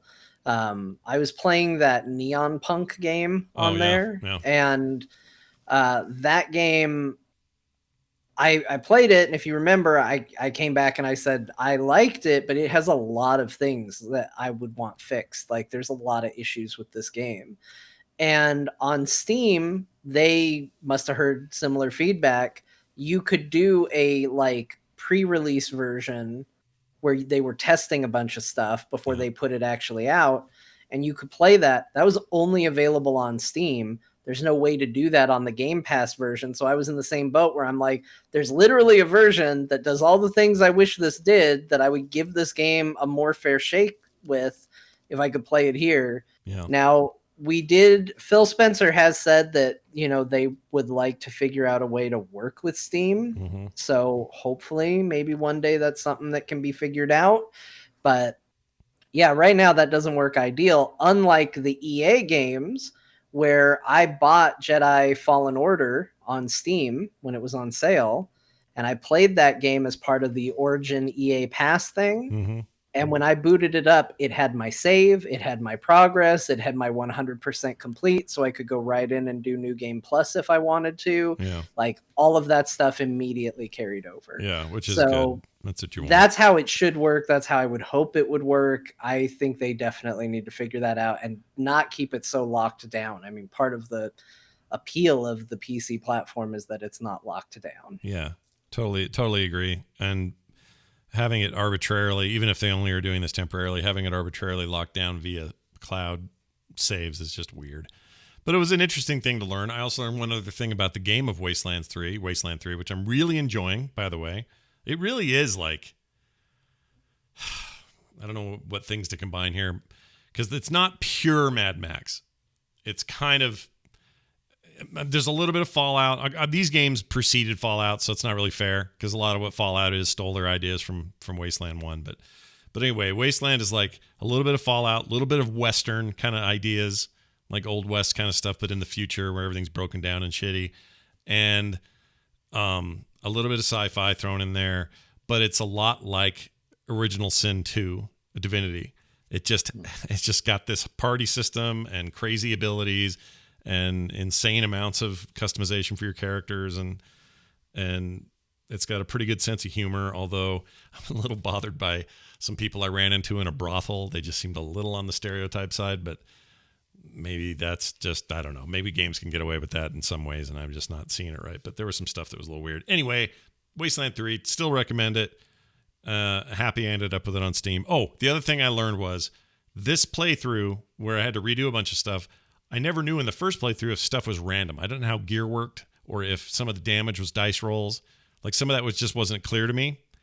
Some of those percentages or whatever. So when I went through this time, I remembered like what boxes I'd opened early on, and definitely it's different loot every time. Like you're never getting the same stuff. So lots of randomization, lots of variety, emerging yeah. gameplay with the equipment you get. Yes. It's very cool. I wish I had a sniper character right now. I did not invest in one, and now I'm screwed in my group, but whatever. It's great. I'm not screwed. I'll figure out a way to do it. I have an explosives guy that's ready to tear everybody a new butthole. I have a tanky guy named Bo who looks like you because he has a beard. Had a beard like you used to have. And he has a giant wrench that he fights with, and he's super good at that. And he's really awesome. Wrench fighter. I have a guy named John who came to me named John, Jon. I didn't name him. Oh, wow. Look at that. that. He's like a hacker guy and can hack all sorts of like robot systems and stuff from the old world when he runs into things. And then I got a chick who can, she has great perception, so she can find out bombs are there before I die. So she's been a real help. So this second run through has actually been good for me. You know how it is sometimes with a game, you don't know enough about it and you get a quarter of the way and you're like, I don't know, am I done? Should I go back? In fact, I know John does this. You totally do this, where you're just like, I'm not even happy with the haircut my character has. That sounds right. So you'll go start over, right, and do it again. I'm really concerned about how having a child's going to turn out, because my understanding is you do not get to re-roll. Nope. And you can't just right stick rotate the kid either. You can't just like look at it and go, okay. You don't really know right away too. Like you don't get the fully formed character on birth. The character creation takes about 18 years. And then you get a sense of the character you created. It's a great game. Wasteland 3. People should get it. It's a little pricey on the buy it full price, but I still think if you have Game Pass, it's worth checking out over there. And it'll always be on Game Pass, that game, because it's Microsoft Studios. All right. Working on Control and Luigi's Mansion 3, which sits on my Switch, and I'm trying to beat it, and I'm super lost in it. So that's all I'm going to say about that. John played more Avengers. How's that going? Has it aged well over the last week for you? That game's buggy as shit.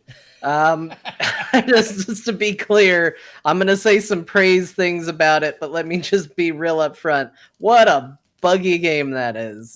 The amount of times I have had to restart a mission because I punched somebody who had to die through a wall, and I could not hit them through the wall, and they did not want to come back through the wall.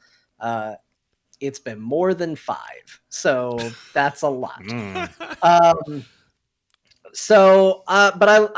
I'm really enjoying it. Like, it's the Destiny loop with Marvel characters in the Marvel universe. The characters play and control well. There's some really cool things that you can do in there that keep the classes or the characters feeling different. You know, if I'm playing Black Widow, it almost feels Tomb Raider-esque because it's just pulling out guns and and shooting and then doing cool takedown moves when people get stunned.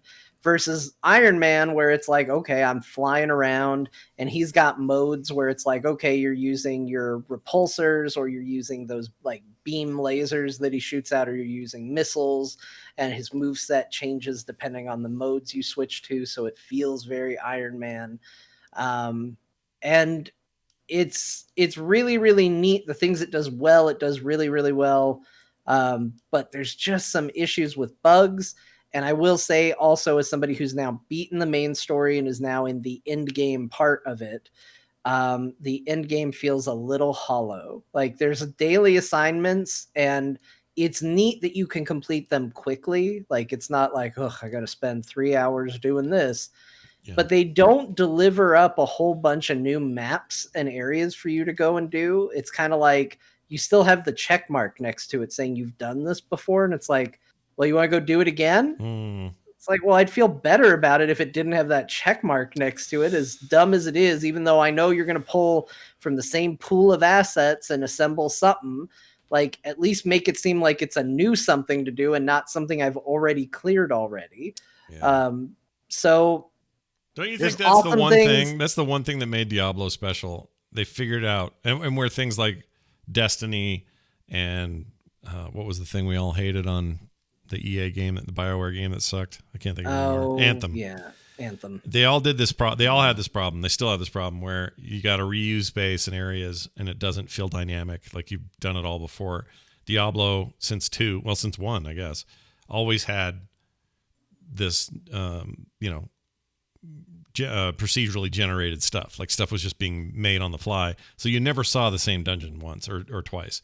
So for some reason, that makes it feel like, well, even though I'm doing the same stuff, same rotations, still getting the same kind of drops, there's the randomized drops of things, and there's this randomized place I'm in. And that combination makes it feel like, even though this is grindy and endgame, I'm doing it in a new way every time.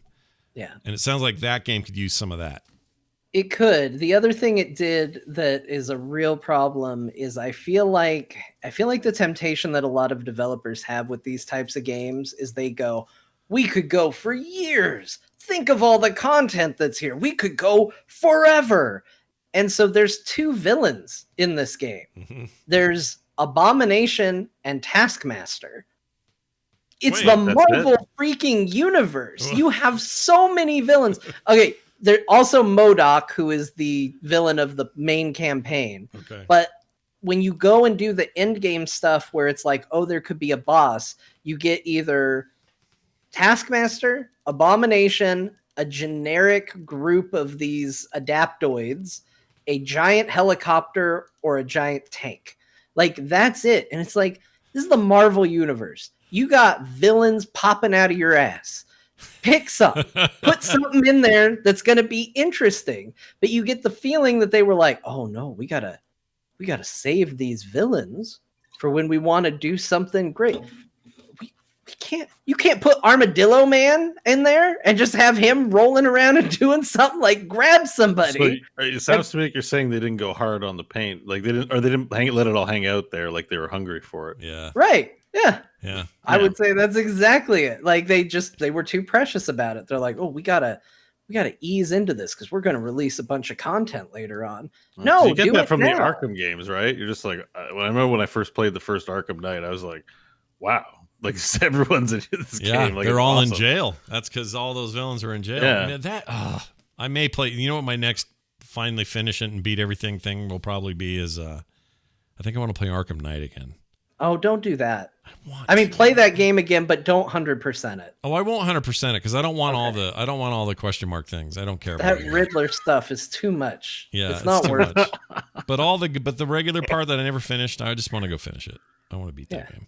That guy, by the way, I just barely put in your chat, is Paste Pot Pete. Paste Pot Pete, sure.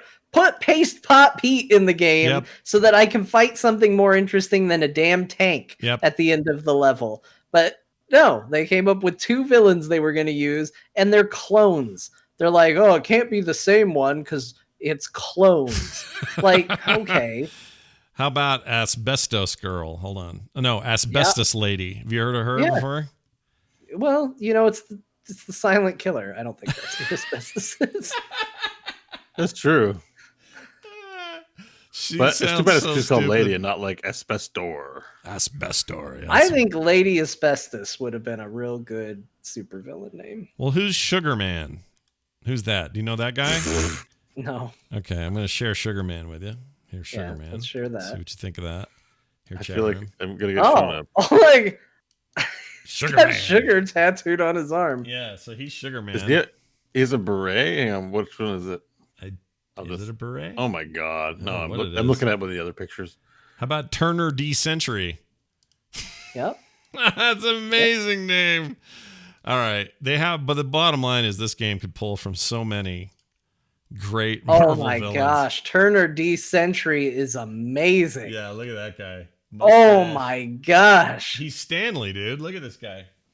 That's a quality gentleman right there. Look at him. Listen to this writing. And the astonishing entrance of a wild-eyed cyclist who seems to have burst through the very veils of time itself. Back, defilers of innocence. Make your way for Turner D Century. Is he a villain or is he a hero? He's a villain. Oh. I think he's from the past, so he's here to tell the future they're doing it wrong.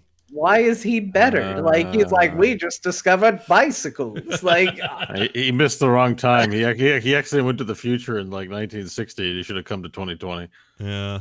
Just tell us we're doing it wrong. Who's Type? There's a guy named Typeface who just uses fonts to do shit. Sure. There's some dumb. Don't make me take out the Comic Sans. Yeah, it's really bad. Ruby You don't Thursday? like me when I'm Comic Sans. Who's Ruby Thursday? All right. There's a guy named Conclusion. Here, sorry. Well, is there a site where you can find all of the worst? I'll send you the superhero list I found. It's like the 17 worst or something, and I just pulled from it. But this dude at the bottom, his name is The Conclusion. That's just Is so he dumb. like The Situation, but I don't conclusion know, style? I like that the listing of this, like if you go to the article, the primary picture at the top is Wolverine just stabbing one of them right through the stomach. And the look on his face is pretty funny too. Who's that guy? That doesn't say. Wait a minute. Yeah, it doesn't say who he Eraser is. man, the living eraser. Oh, that geez. guy's the one below. Yeah, the living eraser. He just erases people. Look I at his- like Leapfrog. Look at him. Is he actually a frog? Or is he just in the big suit? Look at the last guy on the living eraser, the last panel. It's so great. You have been erased. Look at him. Yeah. And he was hiding in someone's lawn. Yeah, like, I don't know that's what's the most happening. villainous place. He's like he's in this spacesuit hiding out in some lawn. Oh man. Oh, the guy getting stabbed at the top is Batroc the Leaper. He's in the MCU. He's Oh. in Captain America Winter Soldier. What? Where? How? He's the boat guy that Captain America fights with. They just don't give him the name and make him all Stupid. corny. All right. Well, I've learned something. Big wheel. Keep So on there you go. turning. One of these guys is in the MCU. Technically, Stiltman is as well, because the guy who is Stiltman was in the Daredevil TV show as the guy who designed his suit. That's Stiltman. Is his real name Stiltman or something dumb like that? No, his name is Wilbur Day. Wilbur Day. No wonder he is unheard of by most people, including me. Never heard of him. All right, Bo, you stream some cooking and Rocksmith. Oh, tell me about the cooking streaming. What are you doing there? That sounds great. What? It says Oh here, well, stream it's some nothing cooking. intentional. I went home on Friday and I feel like I wanted to go hang out, but I had no one to hang out with. It's a pandemic. Yeah. And also everyone has kids. Yeah. And everyone's doing stuff. So I was like, all right, I'm gonna turn the camera on and I'm gonna point it at this area of the house and I'm gonna cook dinner and everyone's gonna watch me. I'm gonna see what that feels like. Because like the comment I made at the start was, I don't think I've ever been on camera standing up. Because it felt really weird. I'm just sitting down all the time. Okay. And yeah, it was enjoyable. I made paprikash csirke, which is a Hungarian goulash. It was very good. Sounds good. And I played guitar and just hung out. And I never really did an IRL before. Was it stream. what do you call it? Pumpkin patch couple? What was it? Paprikash csirke. Oh, that's close. Csirke is Hungarian for chicken. He You made say it chip. harder to say the second time. The first time I thought I understood it. The second time, no. Paprikash. Pumpkin cash pouple. You know paprika? Yeah. Paprikash. You mean the anime Just or say it that the way. spice? Probably the spice you mean, right? Not the anime. Spice. So you made paprika chicken. I have seen paprika. I made we call it Hungarian goulash, but yes, it's chicken goulash. Do you guys remember? Sorry, good. this is a small anime sideline, real quick here. Do you guys remember the song that's in Paprika that was very popular? Hold on. I didn't see that movie. Song. In fact, the most popular search here is Paprika song. Okay, I'm going to play just a tiny bit of it if I can get it to work. Can you guys hear that? Okay. Yes, that's great. Let me skip ahead.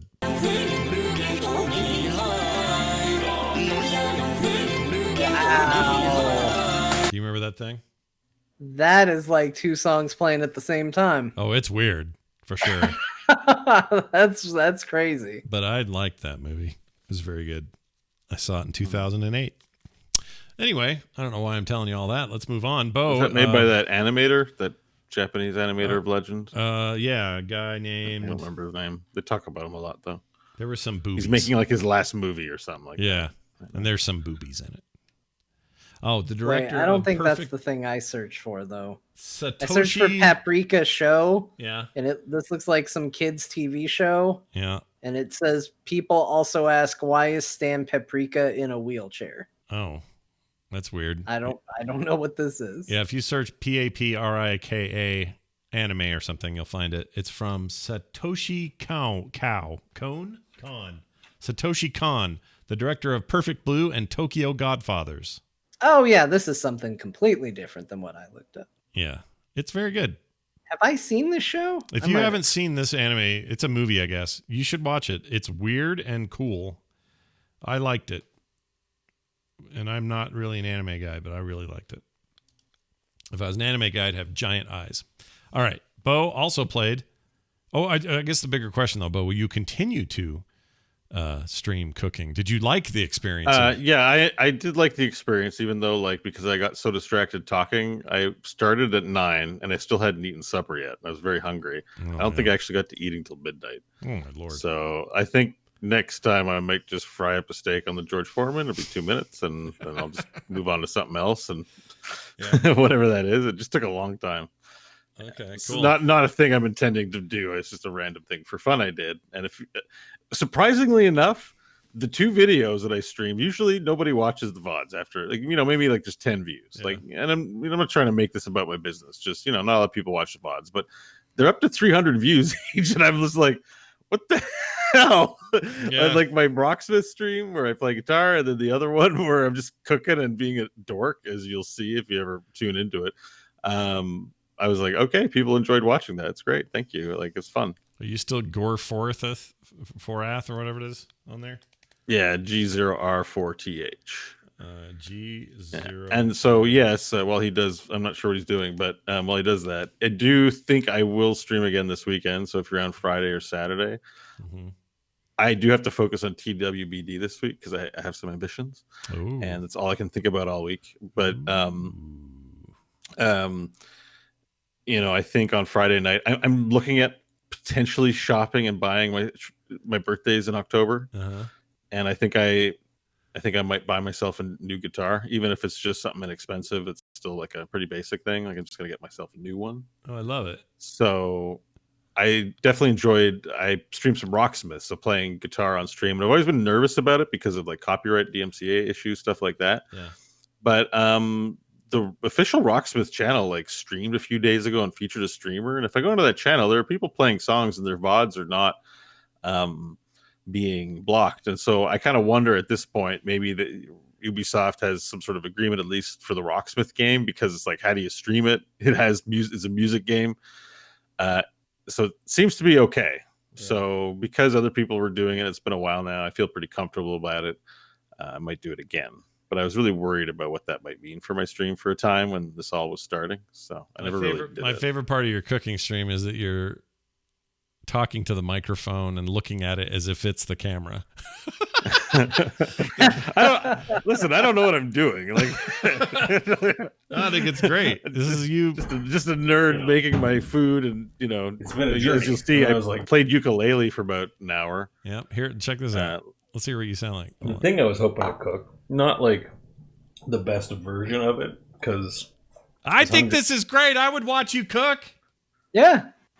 I checked it out for a little bit. I finished doing my show and I was like, oh, Bo's streaming. What's he streaming? And then I was like, just saw an aerial view of his kitchen. I was like, I'm going to watch this. This is what I'm going to see. I love it for some reason. I don't know why I like this, but I want more of this in my life. So, well, I hope to do it again. I don't know if I'll do a cooking stream, but I do want to play guitar again. But maybe I'll do a hangout. That's just what I felt like doing. That energy is like, I'm just hanging out and talking. And I was really tired after. But, I think my favorite thing is that you are always finishing Heroes before these videos start. So like both of those videos, you were playing Heroes and then you stopped the Hero stream and then cooked. Either that or no, that's my intro video that John worked on. I haven't done one of those. Have you seen? I made that a long time ago. I start all my streams with it. It's like a 5-minute affair that tells you about how awesome my stream is. But I love it because John made it for me without me. I think maybe we talked about it, but you just like knocked it out of the park and destroyed me so completely. Like, just, you know, it's like Bo thinks he's better than everyone else, and like here's a Bo saying something stupid, and Bo's got little graphics all over the screen. Look how special it is. Oh my God, Bo's the best. Look at, and you'll always remember his name. It's G0R4TH. Who couldn't remember that? It's the best stream ever. And I just like, I love starting it that way. So That's great. It's kind of self-effacing in a fun way. I like it. More of that. Okay. Yeah. Ellen, so Rocksmith is great, by the way. Yeah, if you want to see me good. play guitar, that's also a thing. Very nice. Bo, I'm about to play a clip here that's going to launch us into something real quick here. Yep, that's the sound we use to start our hot news segment called the Bozone Layer, where Bo comes to us just to remind us about some, important things he's learned this week about the world of video games and our own behaviors. Bo, tell us more about Well, that. thanks, Scott. I didn't mean to make it such an official piece thing with a bumper that Scott worked really hard on. I did. I spent days on that. Yeah. I didn't mean to make it a big thing. It's just, the past couple of weeks, a lot of you have reached out to talk to me about, I've talked about my personal issues, and you've told me your stories, or you've told me you've related. And, it's been really nice again hearing from all of you, and I'm glad if anything I said helped sort of spur any inspiration in your life to make some changes or to start addressing a few things that might not be going quite right and all that. But part of all of this, like this journey, is like it's all not negative. And so what I would really want to do is if we got into anything that was like tangentially related to this kind of business in my section, because it's like a thing. Yeah. I wanted to leave people with some positive stuff. Sure. That's all really, like, it's just like, oh, I have ADHD. Oh no. Like I was like, actually, this is all really positive stuff. Okay. And I'm not like over here, like with a big cloud over my head. I was like really spun up and confused for a few weeks or a month or so. Sure. But I've learned a lot of good stuff. And so I wanted to share that with people, because that's actually like what I've been focusing on. Like and I'll just tell you guys right now, like I can't find a damn therapist to save my life. Everyone is not working due to COVID, and they're packed because everyone has time to go do their therapy because they're staying at home. It's the worst time in the world to get started on a thing like this. Yeah. The best I got is in 5 months. Yeah. Like my sister so, does. My sister's doing all her stuff remote now because she is a therapist and that's what she does. Anyway, she was weirdly prepared for this because being in Sweden for 2.5 years or whatever, she had to take those clients online via video chat over there because she wasn't here anymore, but they wanted to stay on with her. So she did that and kept building it. And then now that she's back and she lives in Minnesota now, almost all her stuff is video and it's booming for her. She's like killing it right now. So, yeah. So everyone's using the Zoom or whatever, or telecon to do this kind of business. So everyone's booked, everyone's making sweet money working from home, and no one wants to see a guy who kind of insists on wanting to see someone in person because I don't want to do the phone thing. It's too serious. Yeah. I want them to read me and my body language and everything else. Yeah. So it's the worst.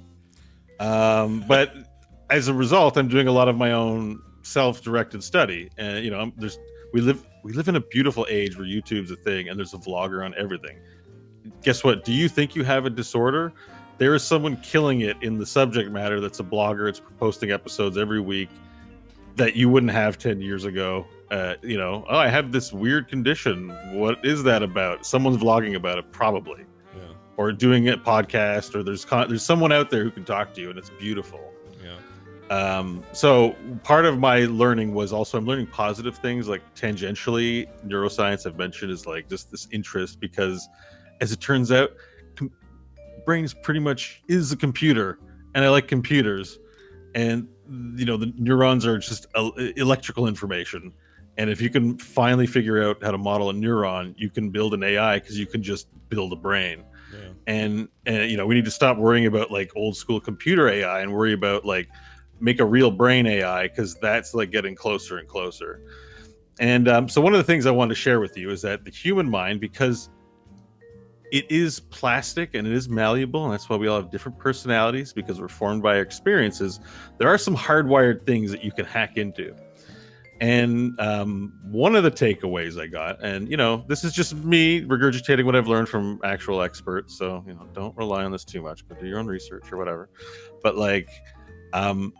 was this wisdom, and I'm just going to say it, that thoughts don't change your behavior. What changes your behavior is behavior changes behavior. And once you get into the habit of the behavior, then your thoughts will follow. And then your thoughts change. And that's an interesting philosophical notion that's confirmed by what we learned in neuroscience. Essentially, that you can program behaviors in by rewarding effort, which affects your dopamine system, which is what triggers learning. And then you sleep to imprint, and then you continue doing it. And the reason why this knowledge was so important to me is that I thought a lot about my problems. I thought about them a ton. And I often thought that I just didn't find the right solution to them. Turns out, probably the ideas I initially had as I was solving these problems were right, and I just need to do the things and not worry about what I think. I actually have to turn the thinking part of my brain off, which is hard for a lot of us, especially if we pride ourselves on our intellect. Yeah. But your thoughts will not change your life at all. And this is what I'm experimenting with. I'm not someone who does this 24/7. And has lived to tell a tale, but in the short amount of time where I've stopped drinking soft drinks, which is miraculous, drinking them every day for like 10 years or however long, like pound them back at least, if not longer, and all the other changes I'm making and the changes I'm planning and working on, it's using essentially this strategy, which is like I'm putting my intellect aside and just making sure that my behaviors are what I'm doing. And if I don't like to do the thing, then maybe I do less of the thing or half of the thing. Like I'm not running yet, but I'm thinking a lot about doing that. And so, my first step would be buy shoes for running, those kinds of things. Anyways, I thought that was interesting, and that it works in line with, like, if you understand exactly how your brain works, in theory, you have a perfect knowledge of what goes on in there, then in theory, you can leverage, understanding how it works, you can leverage it for maximum benefit according to whatever you want out of your life. And I find that fascinating. And that doesn't matter, about your neurodiversity, like, unless you're really, really seriously have impairment issues because of your neurodiversity. It's like, it's still really fascinating that things are more possible than we realize, but your brain works in certain ways. And I know I was getting frustrated because I was trying to think my way out of problems and didn't have a map to get there. So, basically what you want to do is, when you're trying to change your behavior and you're engaging in the behavior, you want to reward the effort. You don't want to wait for the reward at the end. You want to behave and then trigger dopamine as you're behaving, just like the Pavlov dog thing, right? So a lot of us sometimes are like even a thing like, oh, I only podcast once every 2 weeks. I don't deserve to call myself a podcaster.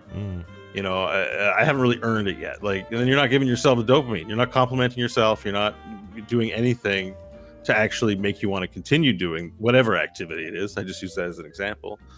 So that during effort, you need to be complimenting yourself, or you need to be doing something positive. There's no hard rule. It's just you need to trigger dopamine release along with it.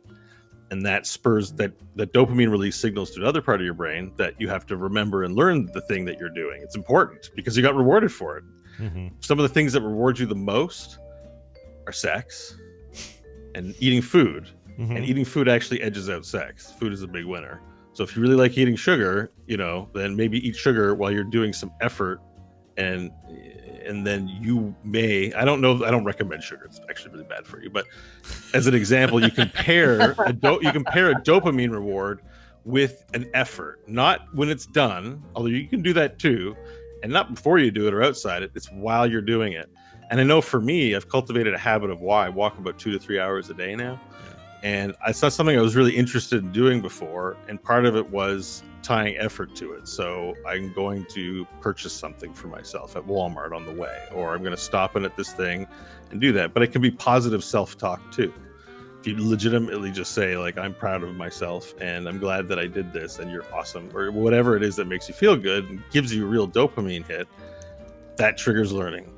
So I know I bring this up too because it's positive, but also a lot of people out there I've communicated, and some of you have been probably too shy to reach out and communicate, which I don't blame you.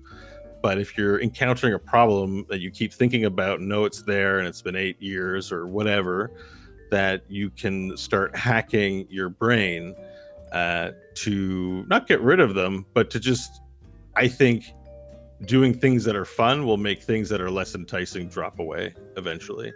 And that's kind of how I'm going at things with this information. That's great. So it's been fun. Yeah, I like it. By the way, just so you know, my kids multiple times now keep using the phrase, "You know your eyes are part of your brain, right?" I keep hearing them to use it in conversations. Yeah. Because I brought it up and I said, Bo told us this one I did night that. and I it did stuck that. with us. Yeah, it was you. Well done.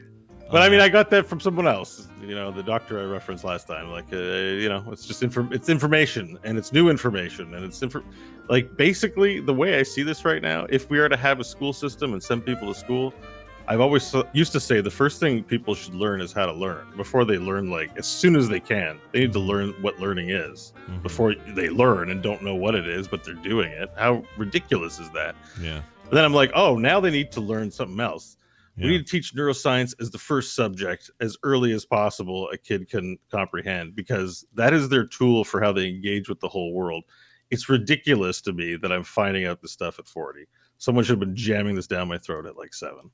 So, yeah. Hold still, boy. Your eyes are your brain. Well,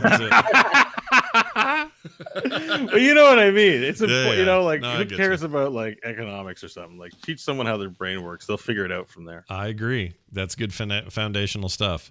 Thus endeth today's first Bozone. The Bozone Layer. It's not just the Bozone. That doesn't It's sound the layer, Bozone Layer, because it's slowly decaying away. Yeah. Like the thing, like the thing it's alluding to. Yeah, it's actually pretty funny. All right, a quick note: if you have thoughts on that or anything we've talked about today, email us. talktothecore@gmail.com. Yeah, that's right. New email address. talktothecore@gmail.com. A bunch of you have already been using it, and I'm super glad you are. I lost the one I was going to read. Hold on. I didn't mean to delete the one. Let me find it. Okay, so real quick here, I'm going to read this to you. This is from Brad. Brad wrote in and said, forgot. That's a good question. There you go. I got to play that. Brad said this. This is a message intended for Core is what he put in the subject line. Good morning, Scott, Bo, and John. Evening, I guess, here. I found a game that I had gotten free on the Epic Game Store. Bo's favorite, he says in parentheses. The game is Ruiner, and it's set squarely in the cyberpunk genre. I find it, well, I don't know. Okay, the setting is cyberpunk, but the genre is dual stick shooter, like top down. It's very good, by the way. I have this game. Anyway, and it's set in the cyberpunk genre. I'm finding it is scratching the itch while I wait for Cyberpunk 2077's release. It is a top-down view, almost like Diablo, and the gameplay is simple but fun. Wondering if you guys have tried it, if you had any other suggestions on quality games in the cyberpunk genre/universe.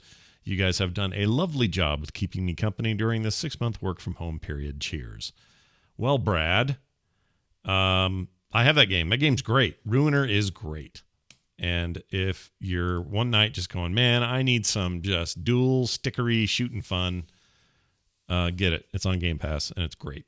Very cool game. I have it on Steam, but yeah. Which probably just means it's been interesting to me. Like I've always looked at it, and I just didn't pull the trigger ever on it. Graphically, it's cool. It's very red. A lot of reds being used. There's a shooter out today or this week that's seriously got me peaked. Let's see if I can pull this up real quick. It's a rhythm-based first-person shooter. So you're meant to do stuff to rhythm of music in the game, but also apparently it's just like a really good shooter in itself, and it's very good. It's not the Genji simulator that's coming out, right? No. Shoot, what's this called? Oh, look. There's a new game called A Monsters Expedition. I wonder if they'll get sued by Monster Energy Drink Corporation. All right, hold on. I'm looking. Northgard, no. Three Kingdoms. I can't find it. I can't find the name of this thing, but it looks so cool. I wish I could find the name. I thought I saw one recently where it was the same deal. It was a first-person shooter, and I was like, that seems interesting. Oh, I know what it is. It's BPM, bullets per minute. Yeah, bullets per minute, BPM. That looks really cool. And some website today said this game is ridiculously good, and now I'm super curious about it. So I guess I'll check Game Pass because maybe they have it. They often do. But I don't think it's out yet. It comes out September 22nd, it looks like. Okay, so we're still a few days off. All right. Well, we'll see what happens. I knew I had seen it on Steam, and I was like, where is this? Under popular upcoming, and no, apparently popular upcoming is all porn. That's some porn. That's what's going on. Yeah, they've turned up the notch on porn games in Steam lately. Yeah, what's that about?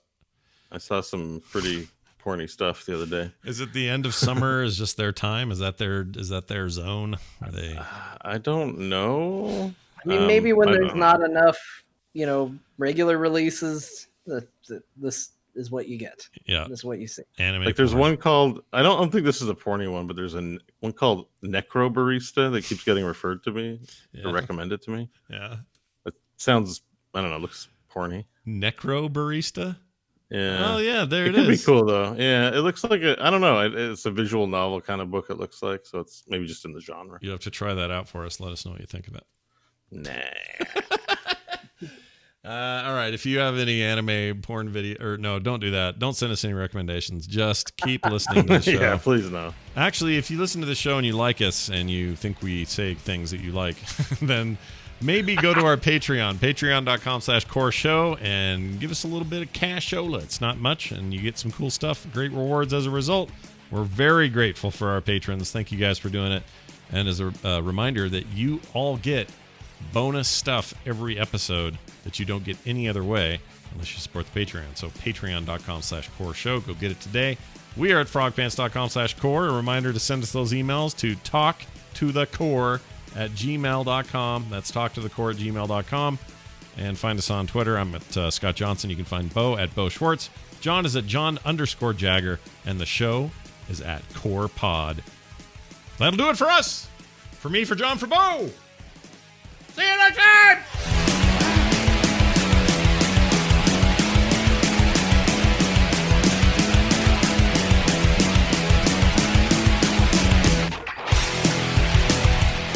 This show is part of the Frog Pants Network. Frog Pants Network. Get more shows like this at frogpants.com. That's so